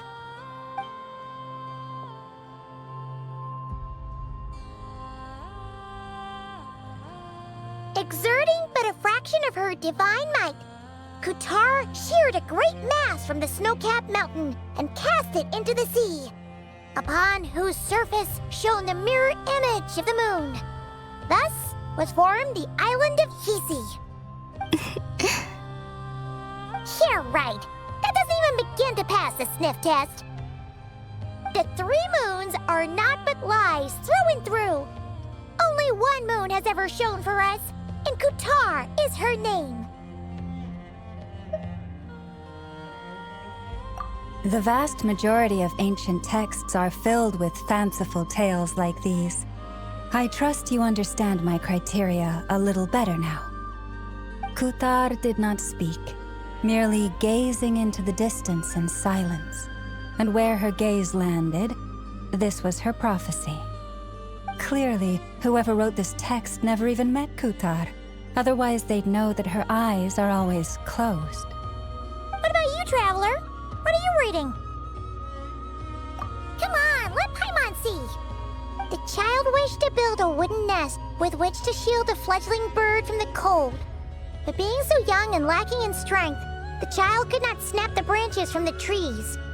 Kutar was passing by. Upon seeing the child, she summoned forth the Kuhenki, who built a beautiful nest for the child. I remember that. Not knowing the meaning of Kutar's divine intervention, the child dared not to respond, and thus ran home to call their parents. But Kutar was gone. The Moon Chanter declared the event a miracle and took the nest as a relic, placing it on high for all to see. The child was named as one favored by the goddess and was greatly respected amongst the people. Yet, no further miracles were bestowed, and this matter was forgotten in but a few years. Huh. Any thoughts after reading that? Yeah. Columbina probably just wanted to join the kid in making nests. Ah.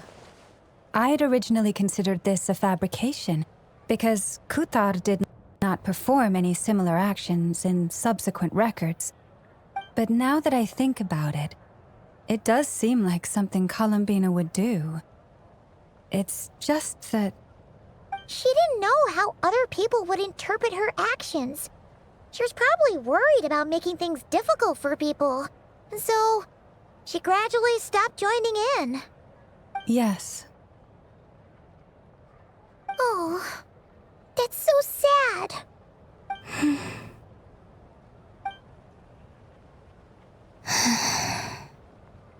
And now, I can make no such gestures of warmth, even if I want to.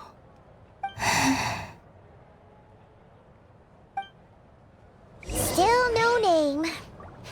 That's a bit of a shame. But we did learn some interesting stories. That's gotta count for something.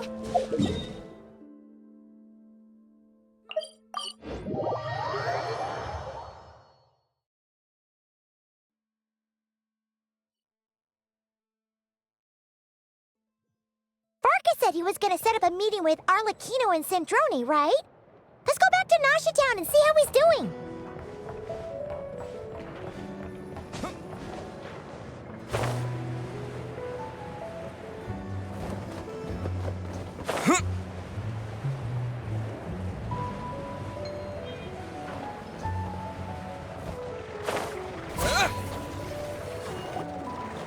Let's see. There's Varka. Oh, and it's Durin and Albedo too. Yeah, this is pretty much the same place we bumped into each other last time. I convinced them to stick around a little longer. We were all waiting on people, so I figured having a little company would help pass the time. Ah, so you've been waiting for us? Does this mean that you've already arranged things with the Fatui? Sure does. Now you're back, we can go meet up with them together. How'd your investigation of the Frost Moon Enclave go? Well, we didn't find out Columbina's true name. But apart from that, it went pretty well. Aha, just as well that I didn't tag along then. I'm sure our moon goddess wouldn't want every man and his dog knowing all about her private life. Still, desperate times, desperate measures, I guess. Someone had to do it. So, Varka was waiting on us, but what about you two? Are you waiting for Alice? Oh, no. We already met with her. We discussed that experiment I mentioned to you last time. Oh, and she also handed me this communication device. That's right. I understand she informed you about the relationship between the phantom phenomena and Tevat's borders, yes? She wants me to help her with some more experiments on that front. She said that she'll contact me through this device with more information. Ah, I see. Following instructions and making observations. Pretty common research method. Takes me right back to Albedo's lab. Wait, then who exactly are you meeting? Someone you know. Albedo's met him too. But I don't think Miss Lauma or the Grandmaster have been introduced. Introductions are overrated, especially in cases like this. It's you! So, it's not like the academia has prohibitions against going abroad. Also, I applied for leave. I've been writing to Hat Guy since obtaining a human form. I've already brought him up to speed on everything that's been going on in Nod Krai. Hat Guy? Turns out, I actually have heard that name before. Oh? Then why did you react the same way I did? I only knew the name, not the fella. But since we're all here, let's do some introductions for what it's worth. I'm Varka, Grandmaster of the Knights of Favonius. Lauma, Moon Chanter of the Frost Moon Scions. And I'm a Driosh from the Vahumana Darshan of the Sumero Academia. Hat Guy. Good to see you again, Mr. Guy. I believe we last saw each other on the boat ride here.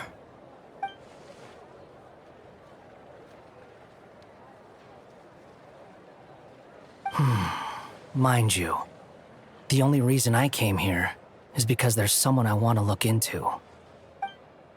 Who's that?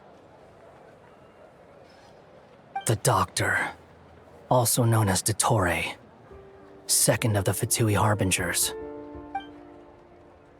From the tone of your voice, it sounds like there's bad blood between you. I was reviewing our archives and noticed that a lot of information about him was missing. Left a bad taste in my mouth. That's all there is to it.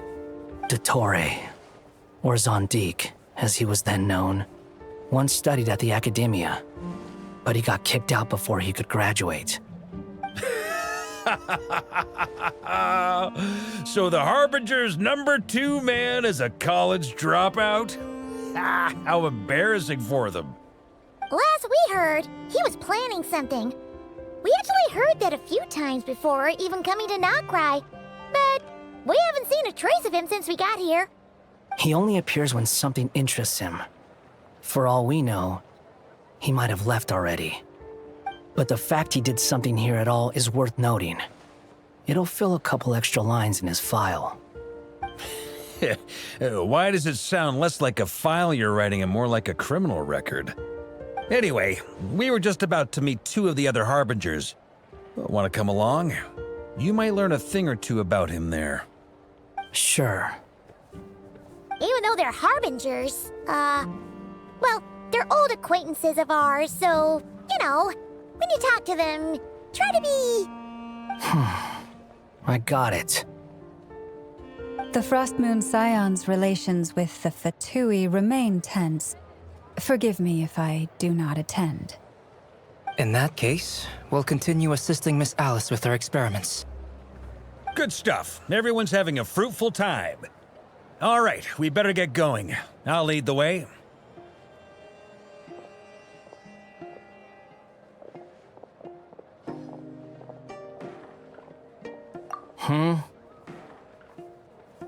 Well, yeah, that's obviously part of it.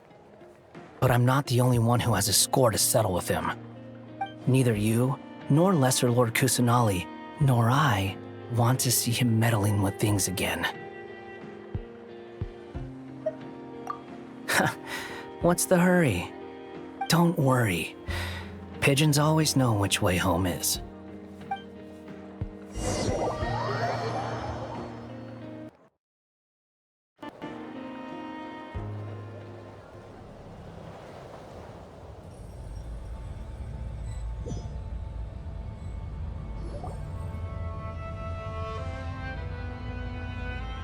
You made it.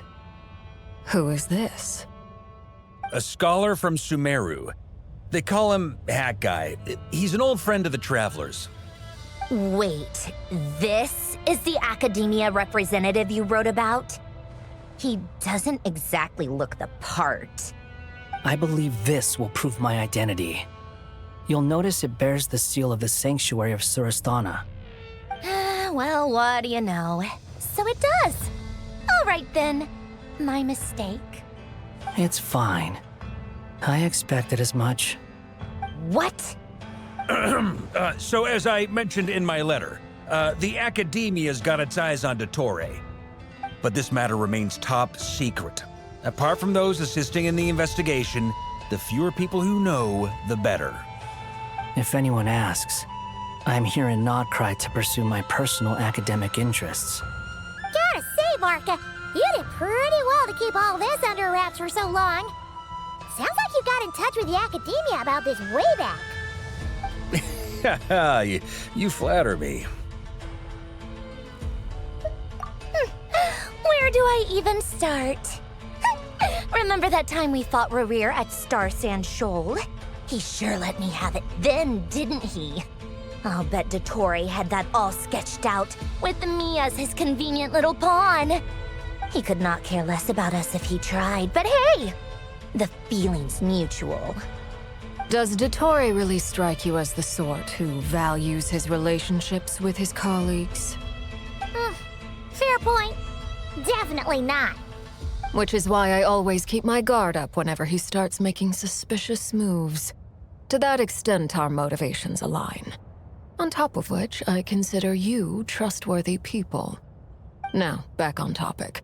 In the wake of the Reikir of Solnari episode, Sandrone and I grew suspicious about Dottore complete inaction during the entire affair. So we tried to find out what he'd been up to, but unfortunately to no avail. He never lets anyone in on his plans. The more he cares about something, the more secretive he gets. Indeed. Perhaps he believes that by keeping a low profile, he can avoid trouble. But that trick isn't going to work on his colleagues.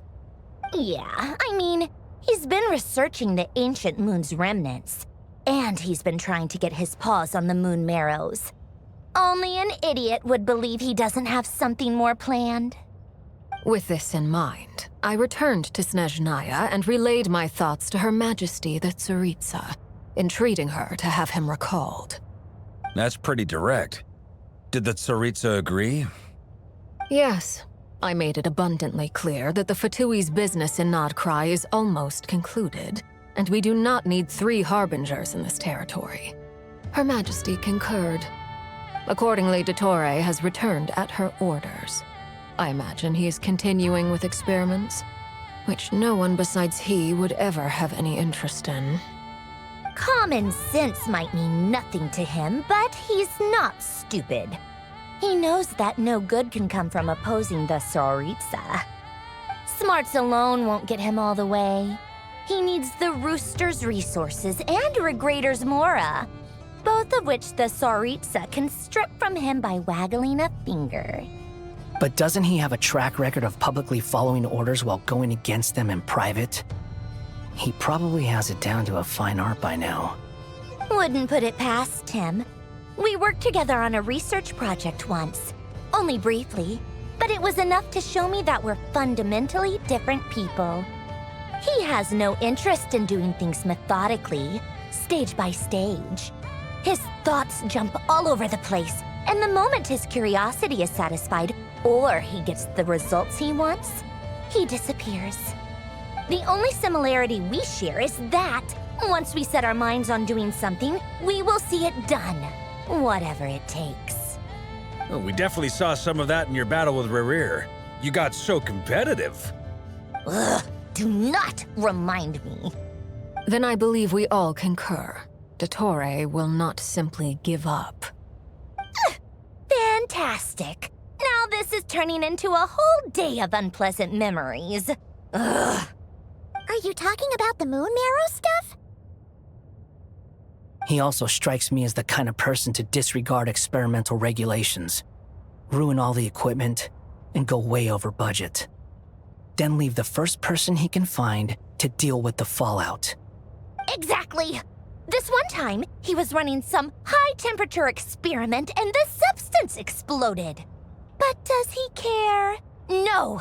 He orders his subordinates to open the device so he can observe the results, which causes the gas inside to leak out. That gas was poisonous! If I hadn't been there, who knows how many people might have died? And after all that, he left while I was still cleaning up after his mess. What a waste of time, he said. Waste of time? The nerve! He wasted my time! You've been bottling that up for a while, huh? Hat guy, I must say, you seem awfully familiar with internal Fatui affairs. Especially when it comes to Dottore. Thank you, Lady Harbingers, for providing such valuable information. I have no other questions for now, so I'll be on my way. Wait, what? You're just gonna leave? You're welcome to join if you want. Ugh. Just when Paimon thought he'd finally mellowed out. He makes quite the impression. I'll say. I've met tons of headstrong people, but not many of them would join me in bad-mouthing Dottore. Anyway, back to the main agenda. Varka, you said that Columbina has gone missing? Or rather, disappeared. Yeah. We're working on building a connection between her and this world. The simplest method is to find out her real name. I've actually asked her that question before, but she said she didn't know. Considering our relationship, I doubt she was lying to me. As far as I recall, she was never dispatched by Her Majesty to claim a gnosis or anything like that. The Tsaritsa's plans had long contained a place specifically for her. I always thought that was weird. What could she do that the rest of us couldn't? Knowing what we do now, it's probably something related to Kavaki, right? More than likely. When she first arrived, Columbina would often go to Her Majesty and ask when she could start the task assigned to her. But Her Majesty always gave the same reply. The time has not yet come. So she spent her days in Snezhnaya doing basically nothing. The Tsaritsa has summoned a beautiful blind maiden to be a harbinger, giving her the third seat by virtue only of her enchanting voice. It was a dumb and stupid rumor, but the reality of the situation made it hard to refute. And what happened after that? I imagine she stopped caring. She no longer seemed to care why she had been recruited, and Her Majesty never gave her any missions, so she just continued to sing in the flower garden. For my part, I was busy. So busy, in fact, that watching someone be that idol had me fuming. But still, I got the sense that she had long been used to a life of other people claiming she was needed when she wasn't. I just felt that having a place to stay would cost me something eventually. And so I waited quietly for the day that I would have to pay the price. And on the other end of that spectrum, you had me. Someone once told me that I had the lousiest work and the toughest luck. That's a good way of putting it. I forget who said it, but those words have always stuck with me. But you've done your job exceptionally well all this time. Because at heart, you are a conscientious person. What is it? Something come to mind?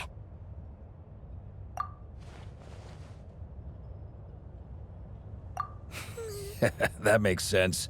Nothing screams you are needed like your name shouted from across the town.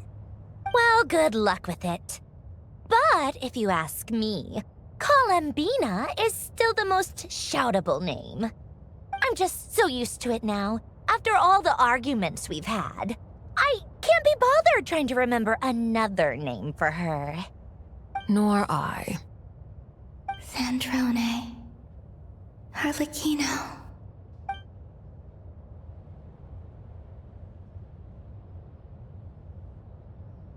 Huh! It's a Sealy! Does that mean Nicole has news for us?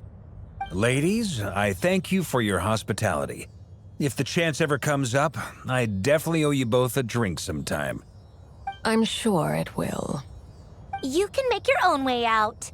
Heck, you've been here enough times, you probably know your way around better than I do.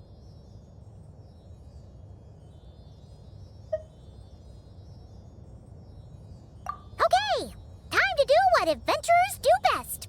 Follow that Sealy!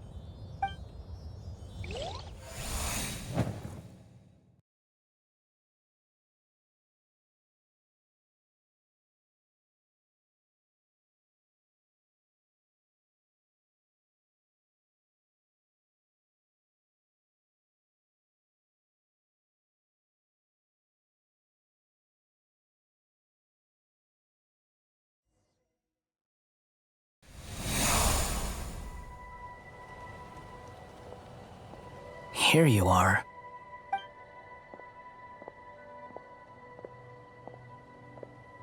Oh, hat guy. How come you're back so soon? Did things go all right with the Fatui? Fine. Dotori's been summoned home by the Tsaritsa. Couldn't get much more than that. How about you? Any progress with the investigation? Unfortunately not. We've tried everything. different phantoms, different locations, different points in history, but the results were the same each time. Abyssal monsters roaming the land. People crying out in despair, with no hope of being rescued. Every time I see it, I can't help but think, is this what it was like in Mondstadt when Dragonspine Durin attacked? And if I fail in the task I've been given, will I create yet another tragedy? That's just meaningless speculation. When we encountered similar phenomena previously, I tried to interfere with those illusions, using sounds and lights to guide them. However, we could not change their fates. At most, we were able to extend their existences. The events of the past are like fate that has been written into Irminsul. There isn't a living thing in Teyvat that can escape its past. But Miss Alice instructed us to try to find ways to change the outcome that these phantoms face. It's an impossible task. Can't you just refuse? Since she asked us to do this, I feel like it can't truly be impossible. Or if it is, well, mages can make the impossible possible. I could not have been born as Durin otherwise. But you also said that your past 39 attempts were fruitless. That's true. But you're still going. Yes. After this many futile attempts, surely you realize that you're not doing this because you still believe what some mage told you. It's because you want her hypothesis to come true. It's something you wish for deep inside. So, think for yourself about what you want to do. As long as you don't believe it's futile, it isn't. Yeah. Previous experience indicates that we cannot touch the phantoms, which limits the effectiveness of our interventions. If we want to clear this hurdle, we need to break this rule somehow. Same thought here. Following the same rules means repeating the same failures. Reducing ourselves to mere playthings of fate. So you mean we need to figure out a way to make contact with them despite knowing that we can't? Yes, and I suspect that's something only you are capable of. Everything in Teyvat is logged in Irminsul, but the withering that once occurred in Sumeru was a sign that the Great World Tree was being corrupted. This corruption allowed things that should not have existed in Teyvat to appear. This is tantamount to rewriting reality to an extent. You're saying abyssal power might be able to affect those phantoms? No one's ever tried it before. If you're gonna try it, it'll take courage. And you have to be confident that you can control it. Is anyone there? Has anyone seen my daughter? She's missing. I have to find her. I hear someone inside. Spargana? Are you in there? Ah! If I can use my abyssal powers to warn him that there is danger here, maybe it'll change his decision. Maybe he'll stay away. Yes. The important thing is not the nature of the power, but rather how you use it. To intimidate and obstruct. Sounds about right for the Abyss. Well, let me try. I should be able to influence that thing. Have you seen a little girl? What? This isn't the time for that! Just run!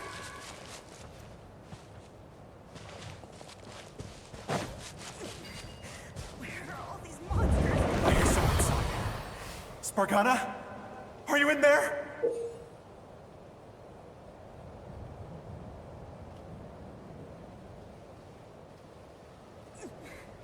Where are all these monsters coming from?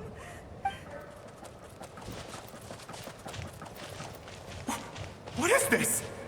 Looks dangerous. I should get out of here.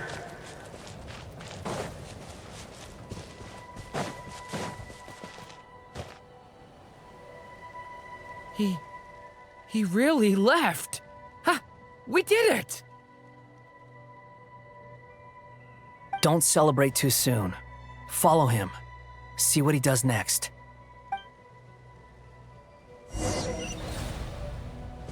Monsters approaching from the front. You need to stop them and create an opportunity for him to hide.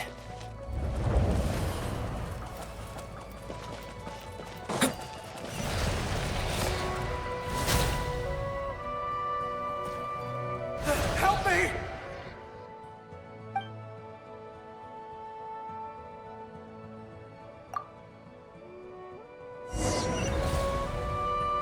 Monsters approaching from the front. You need to stop them and create an opportunity for him to hide.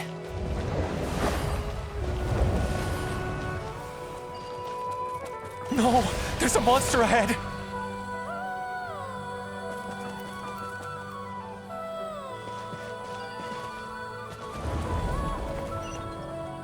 Wait, is that the barrier I saw earlier? Why is it appearing now? It's as if someone's controlling it.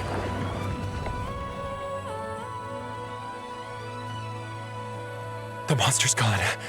Is it safe now?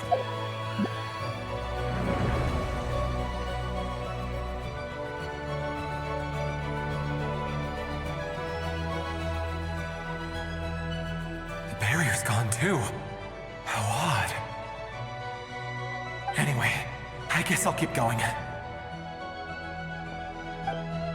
Quickly, let's keep up.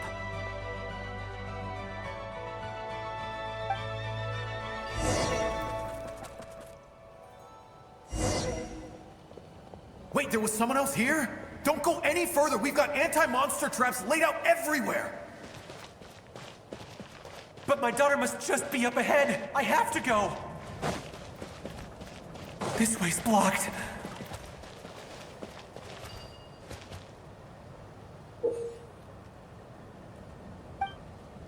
We might be able to use the explosives over there, but...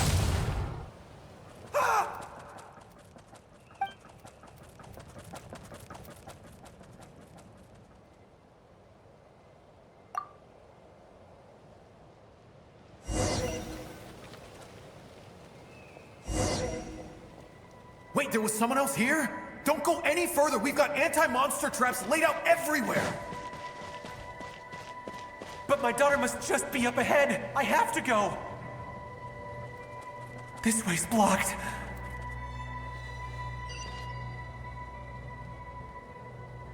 We might be able to use the explosives over there, but we need to take care not to hurt him. I'll use the barrier to keep him at a safe distance. This barrier seems to be helping me somehow.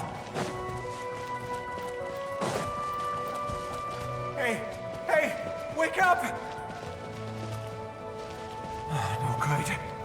Gotta keep moving ahead.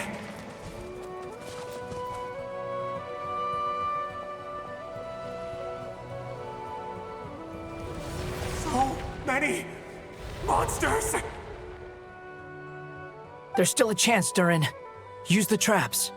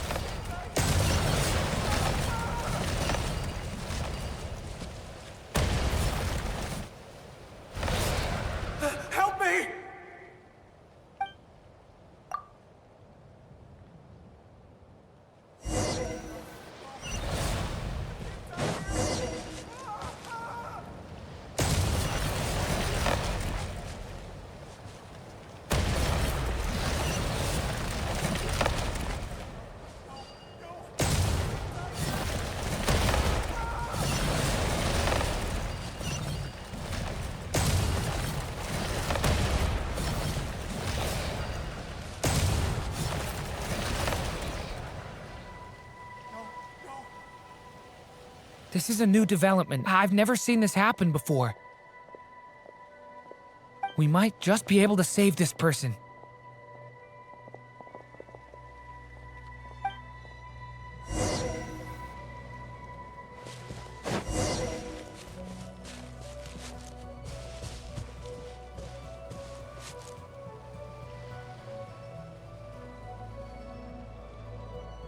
Hello there. Have you seen my daughter? Spargana's her name. She's carrying a large backpack. Get out while you still can, you fool. You won't find any survivors here.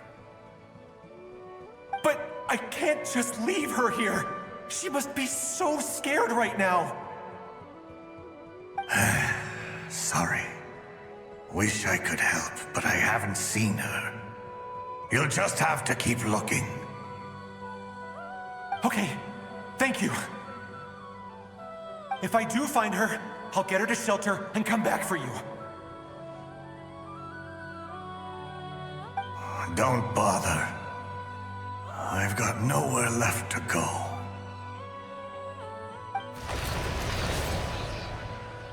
What's that noise? Monster! No, if he goes inside, he'll be walking into a trap. Let's try this once more. This time, we have to stop him.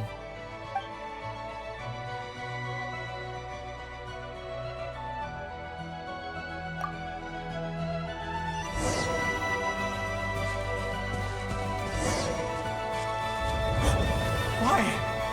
How will I know where Spargana's gone like this? You know what? I'll trust this strange barrier. It's gotten me this far after all.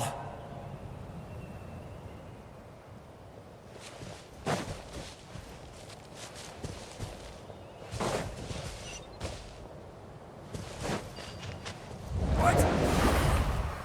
Spargana, are you there?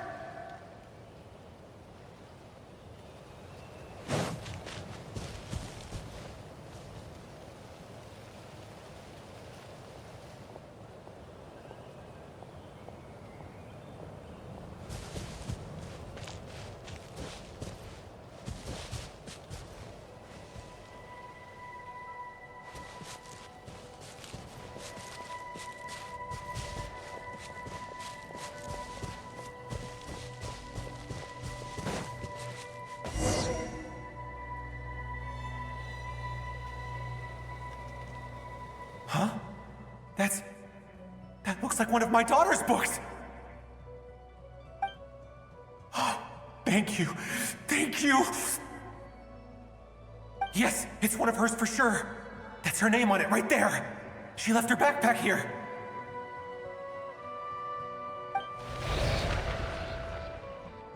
Durin, just like last time. Use the explosives.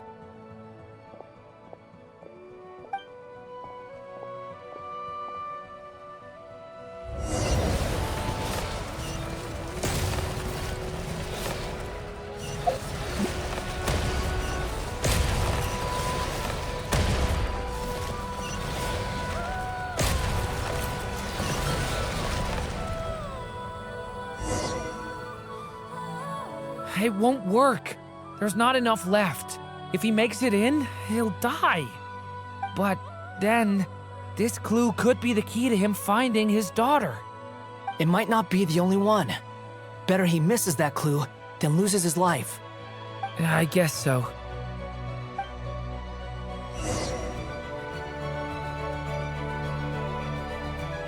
Stop him, Durin. We can't let him get any further in.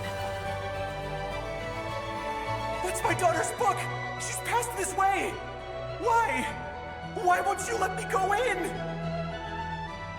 I've searched and searched and searched just for this! But how will I find her without any clues?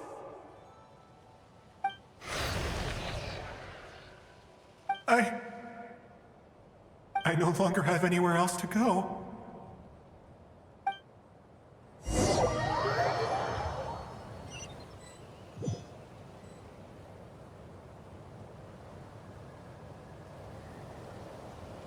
I'm sorry.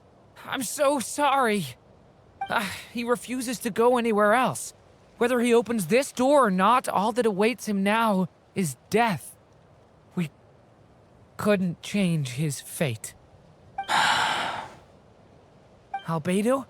Hat guy? Let's try one more time. I don't know how we're gonna do this, but I don't want to give up either.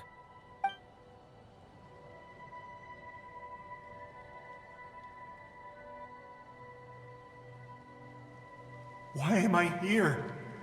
What's going on? All these scenes running through my head. Where are they from? Huh? What's going on? His reactions have changed. How many times have I... What's happening to me? Huh? Wait. Who are you? You can see us now? I feel like I always could, but that I only just realized you were there. I'm sorry, I don't know how to describe what I'm feeling. But you were the ones guiding me using that marked barrier, right? I haven't done anything yet, but those monsters, those deaths, they feel like memories. Like things I really did experience. I won't find my daughter. In fact, I'll ultimately die trying to find her. Isn't that right? Well, no, it isn't. Yes, it is. Even so, we're trying to find a way out of this. You've not seen my daughter either, have you? It seems she really isn't here.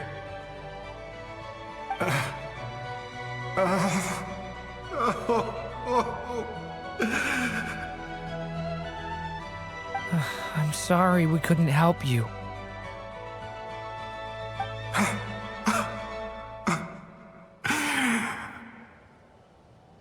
I'm just tired. Maybe this is destiny. Maybe it doesn't matter how hard I search. How long do I have left? Experience says 15 to 20 minutes. 15 to 20. Thank you for all your help. Let's rest a while. You look exhausted too. Now's not the time for you to start pitying us.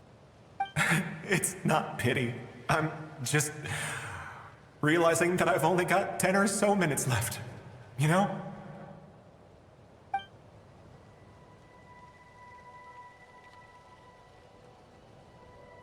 You say you're from Mondstadt, yes? A place with windmills, where people enjoy limitless freedom? And you're from Sumeru, where they've built an academy into a giant tree? Yes. It seems you've never heard of either place. Those names are unknown to me, I'm afraid, yes. Have you heard of Hyperborea? I have, but I heard that it was destroyed in the distant past. I see. That was where my ancestors once lived. What about Delphi Pytho? Was it later rebuilt? I've never heard that name. Then what about Salvindaknir? I have seen that name on stone tablets on Dragonspine. But I'm afraid the only things left of that place are its ruins. I see. Sure enough, there was no way to turn this around, huh? I'm sorry. I was the one who asked to chat, but it seems like we're too many ages apart. There's barely any common ground to start from. It's all right. We did hear something new, at least. From how you speak of your lives, things must be going all right for you, I guess. They are. Mondstadt is a place of freedom and happiness.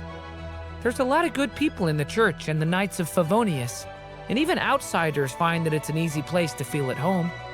We have festivals a few times a year. Everyone gets together to drink, sing, and be merry. Sumeru is a lot more uptight. Not really the kind of place where you can relax. It's a nation fraught with problems wherever you look. But if all you want in life is to seek knowledge, I guess it's pretty much paradise. That's wonderful. In other words, after this all-devouring black tide passed, humanity did not merely avoid extinction, but rose to build prosperous civilizations anew. I mean, I can see you all right now. That must mean the future isn't a total mess, right? That's true. Well, time's almost up. Let's part ways, I think. Might be best if you don't waste too much time on me. The chances are slim, I know, but I'd like to spend these last few minutes looking for Spargana. If things work out, I'd love to tell her about what I've heard. May we meet again.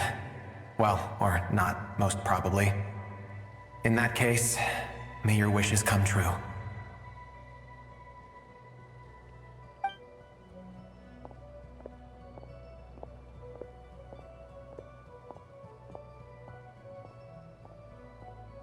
He's gone. In a few minutes, he will meet the end that was his to begin with. The ending of this tale did not change, but I believe that we've just made the most progress we have yet. May your wishes come true. If only it were so simple. Hat guy, could I ask you a question? You've never talked about your past. It seems complicated, and it weighs heavily on you, too. Would you be willing to tell me about it? I mean, sometimes it's better to get things out in the open. Take that guy we try to help, for instance. At least he said goodbye with a smile, right? I know about Albedo's past. Our experiences are very similar, and he created me. As for you, you're my first friend, and you've witnessed every step I've taken. But by comparison, I know nothing about you. Either way, I mean, we're still best friends. But if I knew more about you, I might understand your thoughts a bit better. I've told you about myself.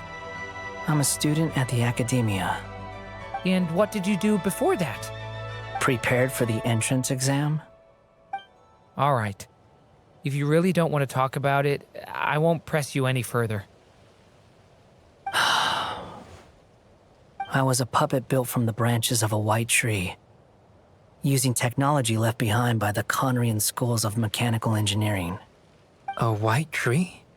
You mean an Irminsul tree? Yes.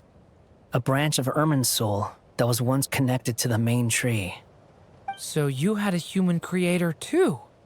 Yeah, but my creator abandoned me after deciding that I was a failure. After that,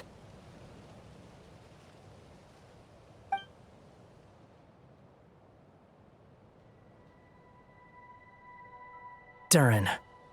Resisting the influence of the abyss, suppressing the urge to destroy, trying to do the right thing. None of these things are easy, but no matter how hard they are, trying to rewrite past wrongs is far harder. You asked me if you would create a new tragedy if you failed. I told you there was no point speculating about that, but the real answer is, yes, you absolutely will. That guy. But at least you've got people here to help steer you away from the wrong path. So, just keep aiming towards the light. I will. I promise. All right, break time's over. Hello, Durin speaking. Hello, friends, it's me. What have you been up to, I'm detecting some unmistakable fluctuations here at the border. The amplitude isn't particularly high, but they're completely different signals from the ones before, and the scale is comparable to those I've detected previously. Alice, we were unable to save that person. However, he appears to have retained a portion of the memories gained through that cycle, and was able to hold a conversation with us. I see. Well, that is rather odd indeed. It definitely merits further attention. Could I trouble you to keep trying the same approach? I need to gather some more data. Counting on you. I should probably have Nicole come and check this out as well.